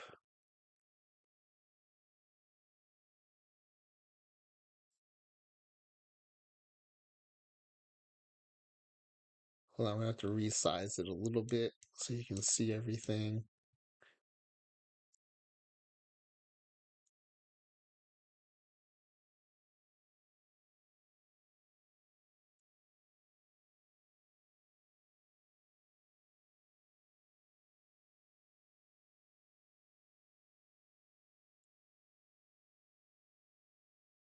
Okay, this is interesting. Okay. So the top is just the raw data, and then the bottom section here is the four teams combined AL and NL. Right? Walks, hits, innings pitched, and strikeouts. Um, you know, the nature of a season, the innings pitch will vary a little bit, but probably not so much that you can't just look at the totals. But between walks and hits, I think it's easier to just look at the whip. So there's a big drop in whip from it's not quite 20%, but I'm going to call it significant enough that we're going to say the break is between 1 and 2.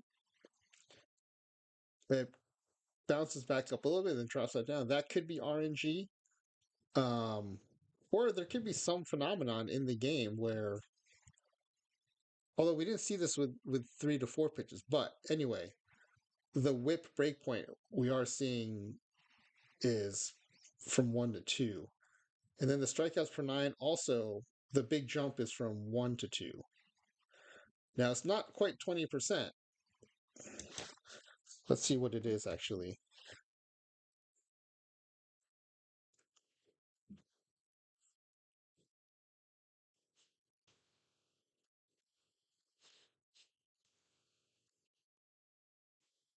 Oh, it is for strikeouts per nine. It is 20%. It's 22.5%.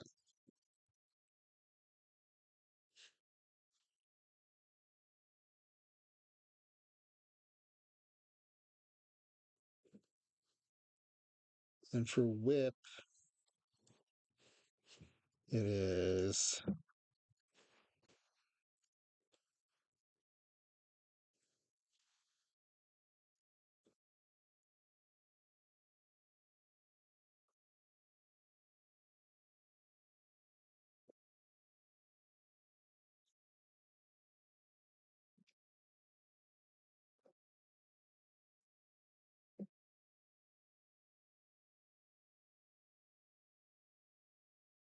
it's not quite 10%.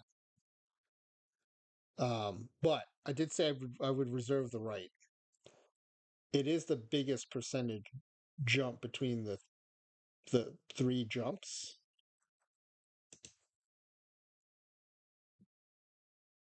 by quite a bit. So the other jumps are 1.4% and 2%. So 8.6% does seem significantly higher. So I'm gonna call it that the whip jump is at 2 pitches, and the strikeout per nine jump is also at 2 pitches.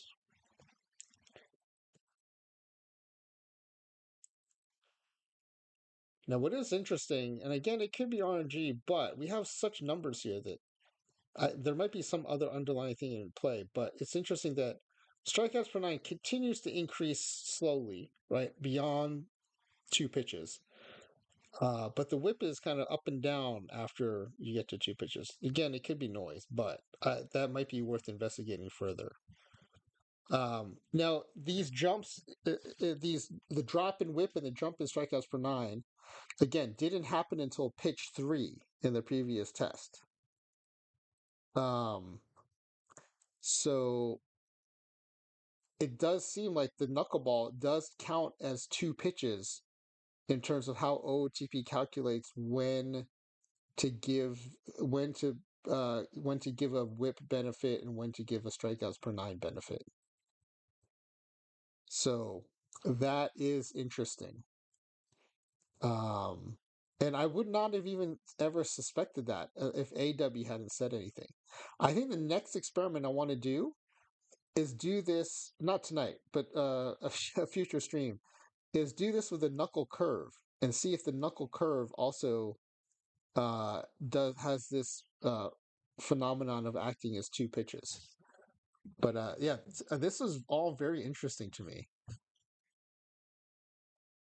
Hopefully you found it interesting too. Let's go ahead and do our pack giveaways.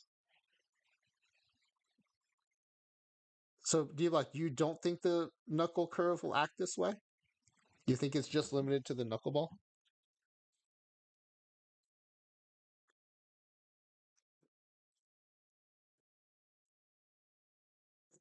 Your no and yeses are confusing me. I don't know which thing you're saying no to and which thing you're saying yes to.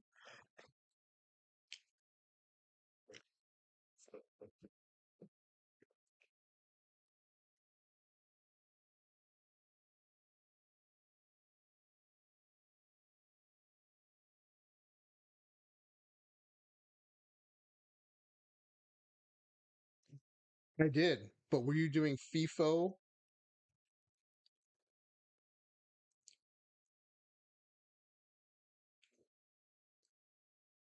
No to the first, yes to the second. I don't remember what my questions were at this point, d.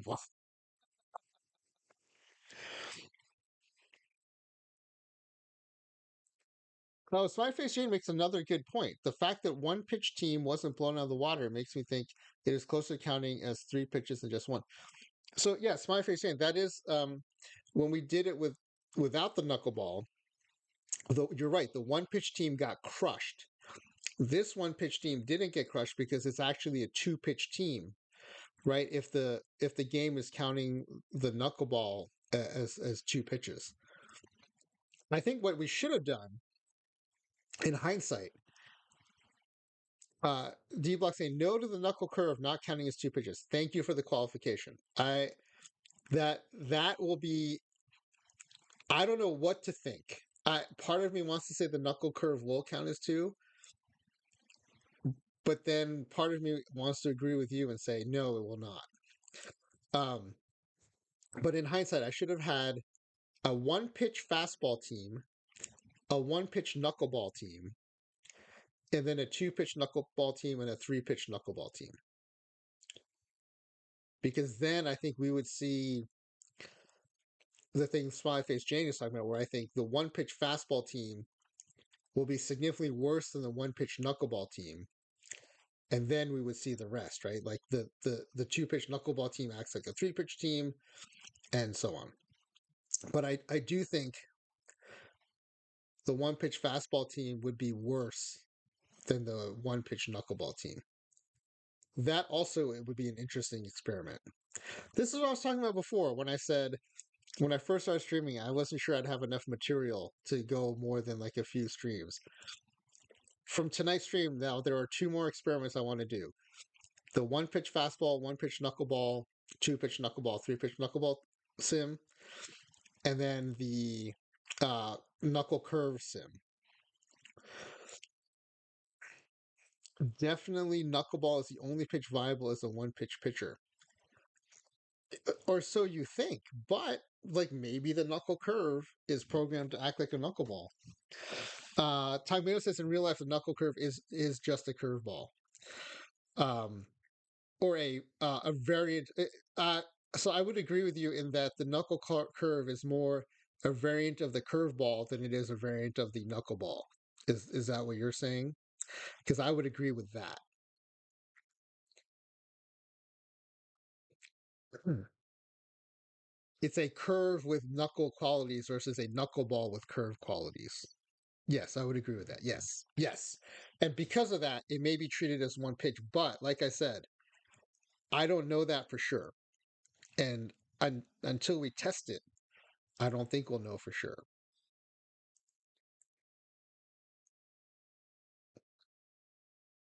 Yeah, and D Block, I mostly agree with you, but the reason I'm reserving some hesitation is that I don't necessarily know what's in the mind of OOTP when they program this stuff in. Um,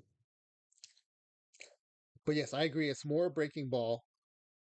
So, for example, what surprised me, right, was that the changeup is powerful in this game, but so is the circle change, and so is the knuckleball. Like I found that out when I did that Texas Rangers sim. That boosting the knuckleball was almost as devastating as boosting the changeup. So then that made me think maybe it's just off speed pitches that are kind of game breaking. And in that sim, interesting enough, I did not test it with the knuckle curve, so I don't have a data point on that.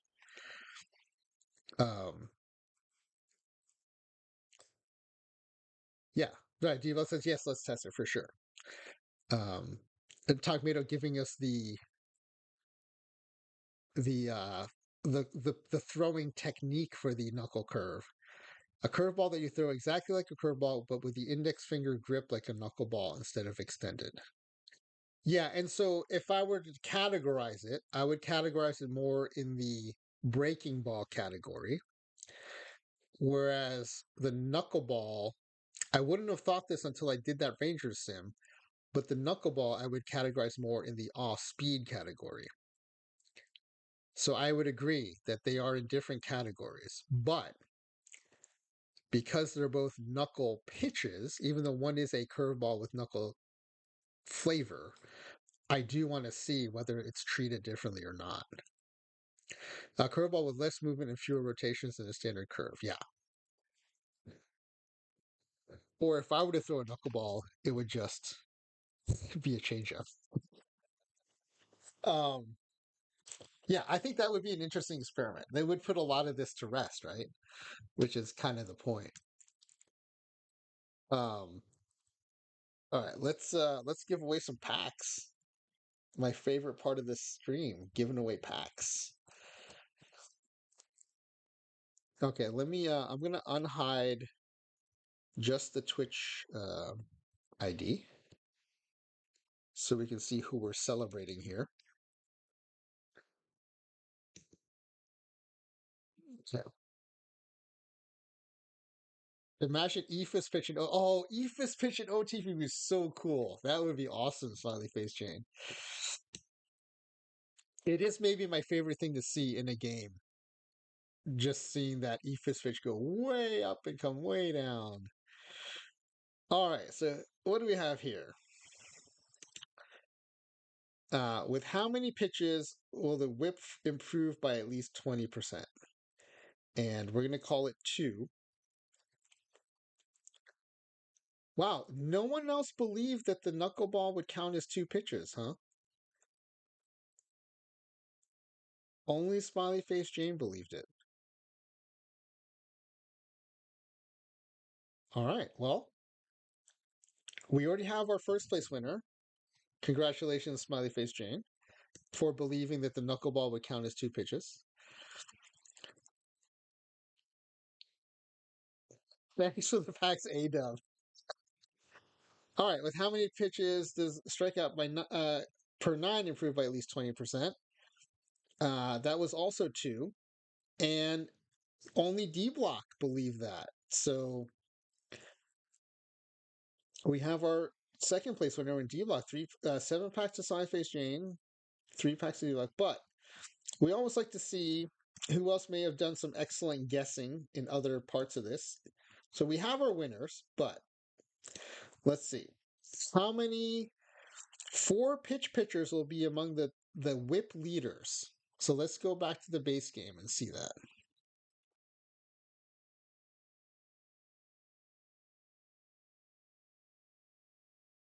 So we want to go back to player statistics, pitching leaders, whip. 4 pitch pitchers. 1, 2, 3. Only 3. All right.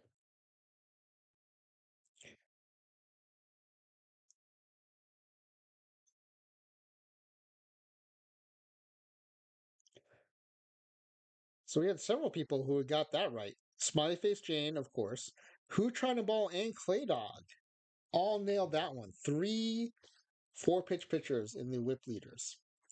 And finally, what will be the combined AL and NL leader in whip? What is the league leader in whip?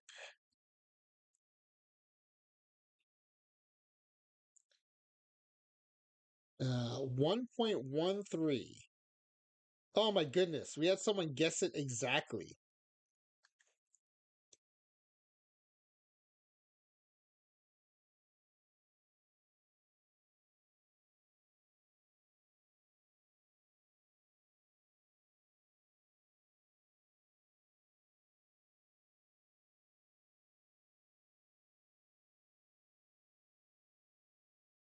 Play Dog guessed it exactly. 1.13. Clay Dog's choose all 3 strategy was good, except for the 2 that mattered. Clay Dog, you did not place tonight, but I give you credit for nailing that whip guess exactly. That is pretty impressive. Wow. Who would have been next closest? D Block is 0.04 away. Flying WV Pack is 0.05 away. So yeah, D Block would have been second closest on that guess. But man, Claydog nails it exactly. All right, well, let me put down here our winners. We had Smiley Face Jane in first place and D Block in second place. All right. I don't know. Is anyone else? I mean, the reason I'm not amazed is because we tested this because AW's said that that's what his understanding was, but it's still kind of blowing my mind that that's a specific decision that OOTP made that said, okay, there are going to be advantages to having at least three pitches, and for strikeouts per nine, it doesn't matter how good those pitches are, but for for other things like whatever leads to whip, it will matter. So you have to have three good pitches. And then on top of that, we're going to decide for purposes of counting these pitches, the knuckleball is going to count for two. One of the reasons my pitcher did not work in PvE. um, and I'm not saying this as a criticism. I'm saying this is really interesting and amazing to know that these are some of the decisions that went into the game. Um, because ultimately, right, like we've talked about this, you're trying to take things that happen in real baseball and translate them into a game, which means you have to make decisions like this. Um,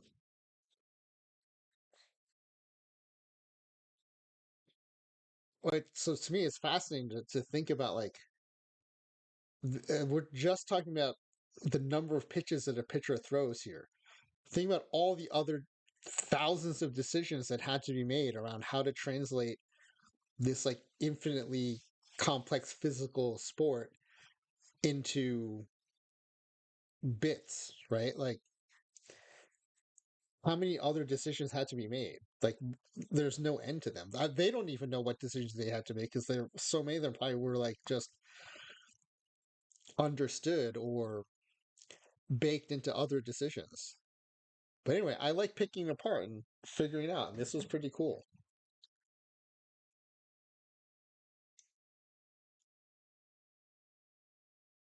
All right. Normally do postseason awards and stuff, but that doesn't really mean anything in a simulation like this. So I think it's. I'm gonna save this, and we'll call it.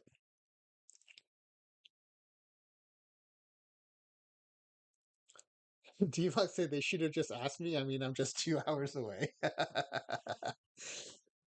Oh man! But then D-Block, if you had made all the decisions, then who would you criticize when the RNG doesn't go your way?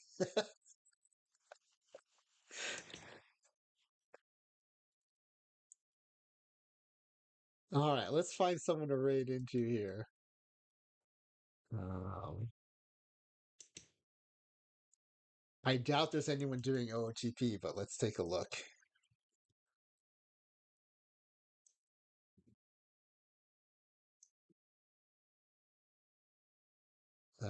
Surprisingly, I don't know if you all were here for this. Surprisingly, there was this one person, Bitty Bitties, with double T's, Bittibittis, who was streaming OOTP at 1:30 a.m. Pacific time, and I was so amazed we raided into them. And I don't know if they weren't looking at their chat or didn't have Tomato was here, and so we ended up just chatting away in their chat while this person's just playing their save. Never acknowledged us. Never. I don't know if they even noticed that we were there. Um, they've been online. Yeah, and so I noticed they're online again the other day. So I had already raided somewhere, but I went into their stream and they were doing something really cool. They're creating an entire league based on Seinfeld characters. And I was like, oh, this is really cool. Is this what you're doing? Again, no response. But then, right as they logged off, they wrote in the chat, bye, and then logged off. So I don't know if that meant they were just ignoring me the whole time, or they just noticed at the very end and then said bye. Um, but I'm like fascinated now by this person who streams to zero audience. They had zero viewers when we raided in.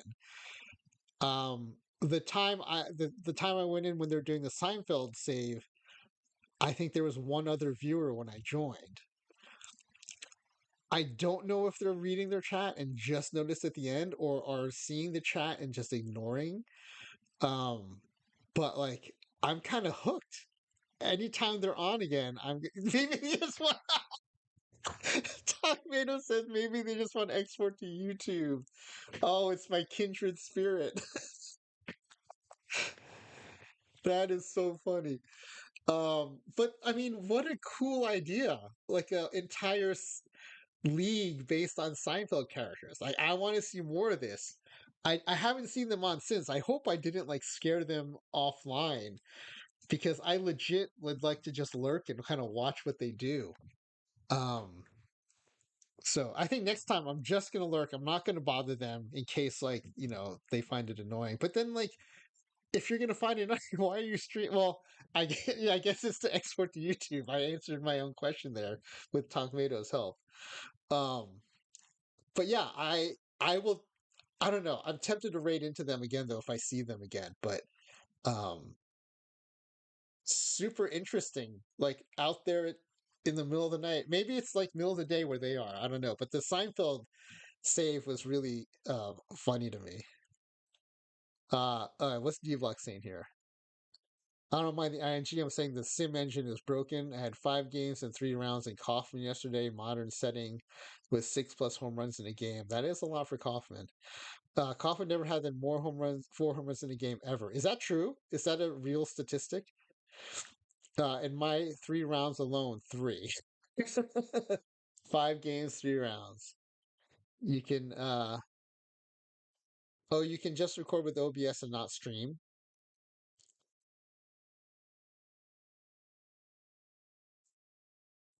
I was trying to think because I do know that because I always turn the record button off on OBS when I stream. But why did I decide I still wanted to do it that way instead? I think there was a reason.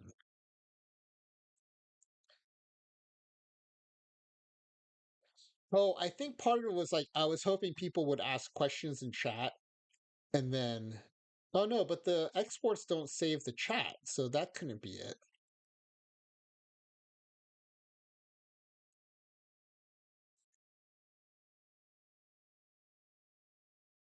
I know why it was D-Block. I just thought people, OOTP people in Twitch might find some of this stuff interesting. And they might not look on YouTube. So that's what it was. I realized like I could kill two birds with one stone. So unfortunately, it hasn't worked out. No one has found this stuff interesting. So I don't know why I'm still doing it. No, I'm just kidding. I really appreciate y'all being here. I appreciate you participating in the chat, participating in the pack giveaways. Um, I really enjoy looking at the guesses before we start. Tonkmato says, I'm glad you decided to stream. It got me deep in the game. Oh, I really appreciate hearing that, Tonkmato. And for me, like seeing Tonkmato doing Sims and posting the results in our Discord, Smiley Face Jane doing Sims, in fact, doing Sims inspired by what we just did, doing a Phillies, all-time Phillies and all-time Marlins. That makes me super happy seeing like um, what I'm doing, giving you guys ideas or inspiration to do stuff. Like that's awesome. I really appreciate that. So time in before finding my stream, only played Perfect Team. That's great. Uh, Smiley Face Jane did a race last night, and they also won it all. Okay, Smiley Face Jane, how many more games than 105 did they win? How many games did the Rays win? Is it over 120? It's probably over 120, isn't it? You can tell me. I won't be upset. I'm already sad at the 105. I don't think I can get much sadder. It was 124. Of course it was. Oh, I I do kind of, especially after, was it Takmado who told us about the three Sims and the vastly different outcomes? I do maybe want to run back that Met Sim. But you know what? I don't have to run it back because D Block letting me know I was swept in soiree. I'm not going to run it back because what I want to do is the whole reason I started this thing in the first place, the franchise favorites thing, is I want to watch the games. And so every once in a while, I'm going to do a night where it's just two or three games. We'll just watch the highlights. We'll do pack giveaways based on the outcomes. So I'm hoping that, if I keep streaming, eventually I'll see the whole season and we'll see how many games they win. I'm tempted to manage the team because then you really get to know the players, and especially like the pitchers, you get to know the bullpen. And but if I'm going to do pack giveaways on it, I don't think it's fair then that I manage it because I mean, I would never do it intentionally, but people could be like, "Oh, well, you influenced the outcome this way or that way, so I didn't win packs." And so I don't want to. I want to just avoid any of that, and so I will let the AI just run it. Um, but yeah, I was tempted to like manage the season. Um, I will probably. Well, I'm going to run into that same problem though. I am going to create the save with me and my friends. I'm going to like change all their names so I don't dox myself or anybody else. But now that I've found that people are sometimes interested in stuff that I don't think anyone will be interested in, I don't know. Maybe you'll be interested in watching me and my friends play in 2023. Tom Manos says back in '08 to 15, I was part of a big Stratomatic community. I'm so glad I found this. Has brought me back to the excitement I had back then. Yes, for sure. OOTP has definitely like re-engaged me into baseball in a way that I didn't think would happen again. Um, for me, it was I was playing OTP all along, and the perfect team is what really like sucked me back into baseball. But now streaming has brought me back into the base game, and I've been honest about this. The frustration with combinators also pushed me back towards the base game. Clem Dog, now that I know you suckers will watch anything, that is, I mean, there is a bit of that. Um, I've also noticed, Clay Dog, that I will watch almost anything because I'll be watching streamers and I'll be like, why am I watching this? But it's like, if it's on and it's OTP, I will watch it. But the other thing I'm hoping is just like the franchise favorites thing inspired Smiley Face Jane to do, some Sims, and I forget which sim exactly inspired Tonk Mato to do all those season sims, but it's true. It's not just OTV. I got Tonk Mato watching cross stitching and sumo wrestling. That is true. And a white American guy walking across Japan. It's true. um, but maybe by doing that sim, someone will be like, "Oh, I'm going to put myself and my friends into the game." Um,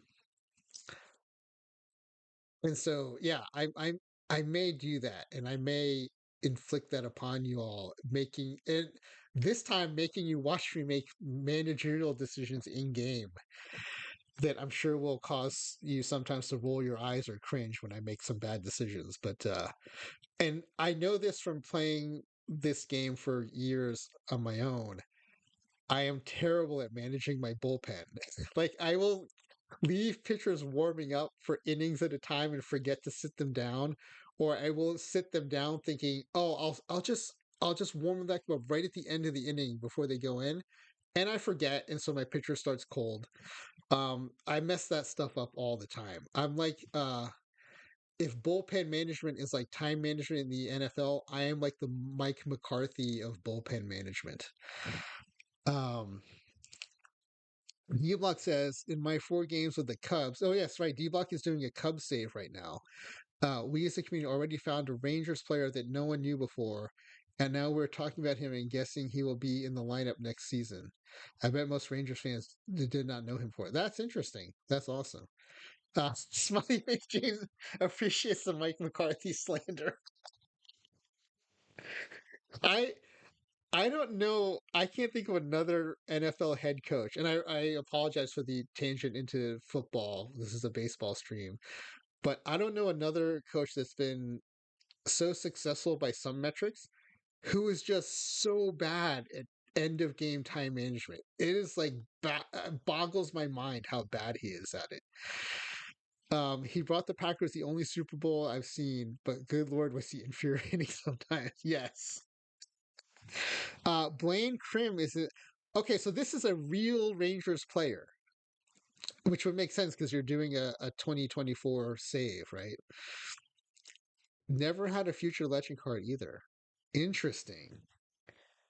Interesting. Well, let me put a name on your radar screens. This is one that I mentioned to Spore, and he was like, "Oh yeah, he's been awesome for us." Um, this is a I only bring it up because it is a Georgia Tech legend. Um, by the way, I say Georgia Tech legend about anyone who played at Georgia Tech, so don't read too much into that. But Brant Herter for the Tigers, he uh, he came in as a follower, right? So the opener got the first, I think, 3 or 4 outs. Brant Herter came in, retired 17 in a row before walking a guy in the eighth, and the Tigers had a combined perfect game through 7. So that's my hidden gem. Not so hidden because it's a tiger, so of course Spore knew about him, but I will keep an eye on Blaine Crim D Block. I'm also keeping an eye on Brant Herter, which is it stands out to me also because most Georgia Tech legends are batters. Notoriously, the Georgia Tech never advances in the College World Series. And it's because by the time you get to the College World Series, it's such a pitching game. And we never have good pitchers. We always have lots of good hitters. Um, but yeah, okay. So, yes, Brant Herter is in the majors now. Krim is still AAA. Do you know where he's ranked in the MLB prospects rankings? I mean, is he below MLB radar too? That's interesting. It will be interesting to see if he pans out kind of the way he's panning out in your game.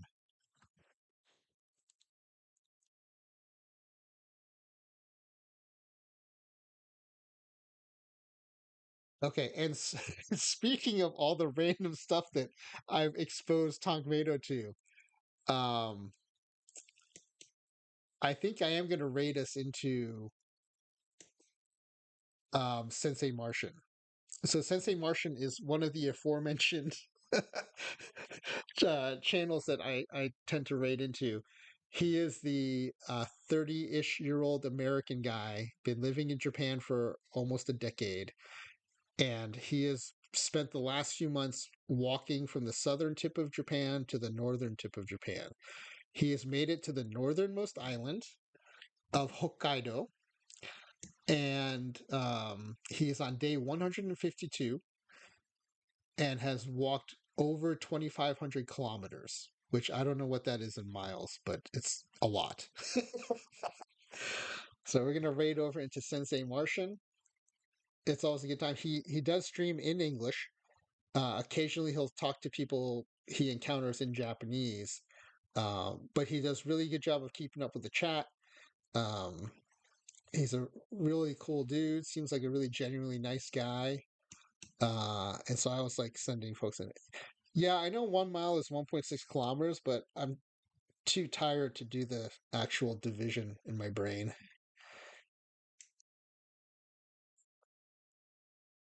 Roughly 1,500 miles. Thank you, Tuckmato. Um, does anyone have an opinion on like which to do next? Whether it's the one pitch fastball, one pitch knuckleball, two pitch knuckleball, three pitch knuckleball sim, or the knuckle curve sim?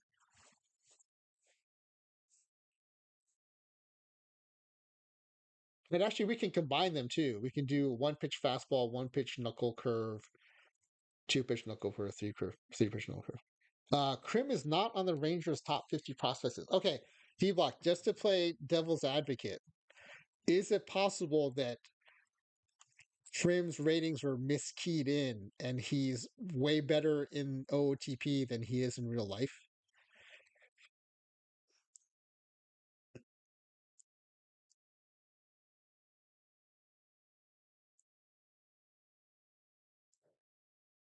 Although if that's not the case and Krim pans out, then every major league GM should be buying OOTP and playing it, looking for the next big thing. Oh, yeah, no, I'm not doubting he's good in the game, D Block. I'm just wondering if it's potentially like a misentry. Yeah, so I was saying right there was well, what's that was when we were sent 2023 the entire 23 major leagues into 1900 and Will no was it Will Benson? Was it Will Benson? Like Will Benson hit like 40 triples.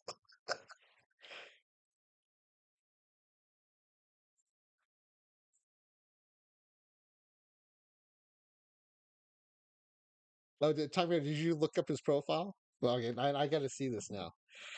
Let me see. 27 going on 40.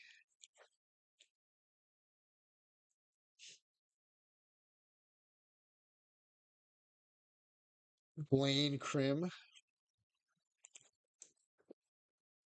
I prefer Ducky Crim, but we'll go with Blaine Crim.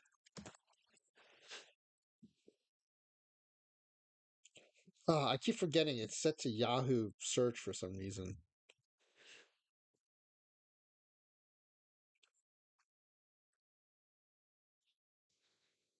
Did anyone else like my Blaine and Ducky reference? No.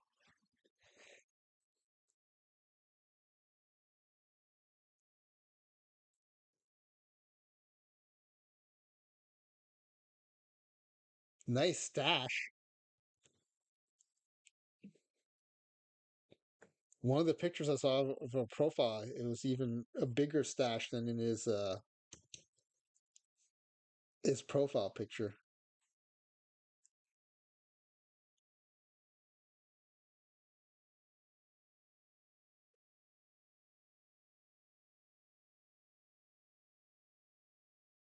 His minor league 2024 stats: 277 average, 840 OPS.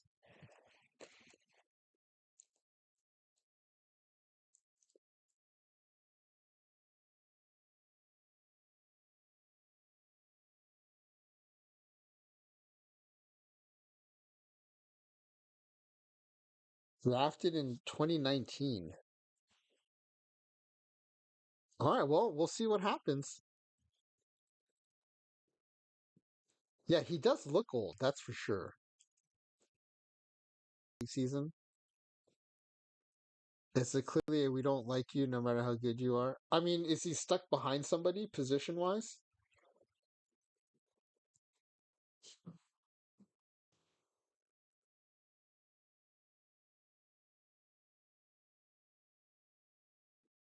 In first base now. Is he possibly a quad A player? Although it's hard it's not really fair to categorize him that if you're not going to give him at least a shot at the majors.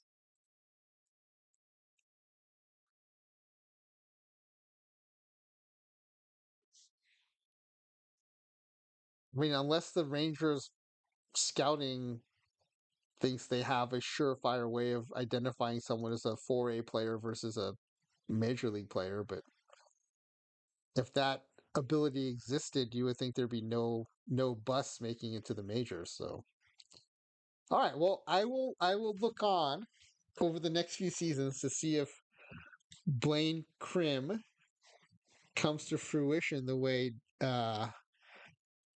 D Block and his the community around his Cub save have discovered.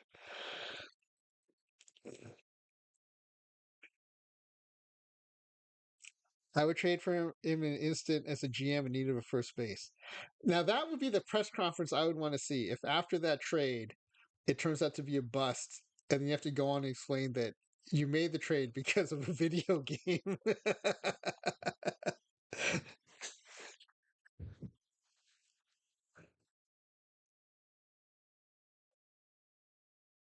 All right. Oh yeah, we're gonna raid into Sensei Martian.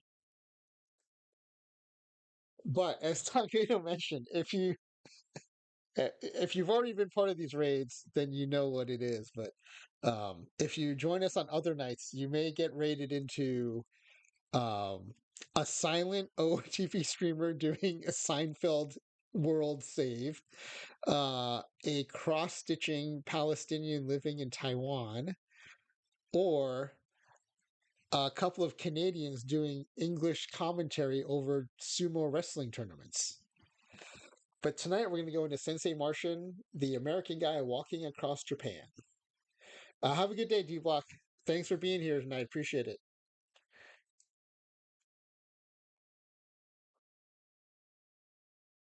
Screw being a variety streamer. Franchise is a variety raider. All right, and congratulations to our pack winners tonight. And who were they again? I know Smiley Face Jane was one. Who was the other one? Smiley Face Jane. Oh, and D Block. Congratulations. Thanks for everyone who participated. Um, and we did get a raid. We got a raid from Talkmado, a raid of one from Talkmado. So thank you for that raid. And I will see you next time. I will be streaming again tomorrow night, 10 p.m. Pacific time. So if you want to play another pack giveaway game and want to see another sim, I hope to see you again.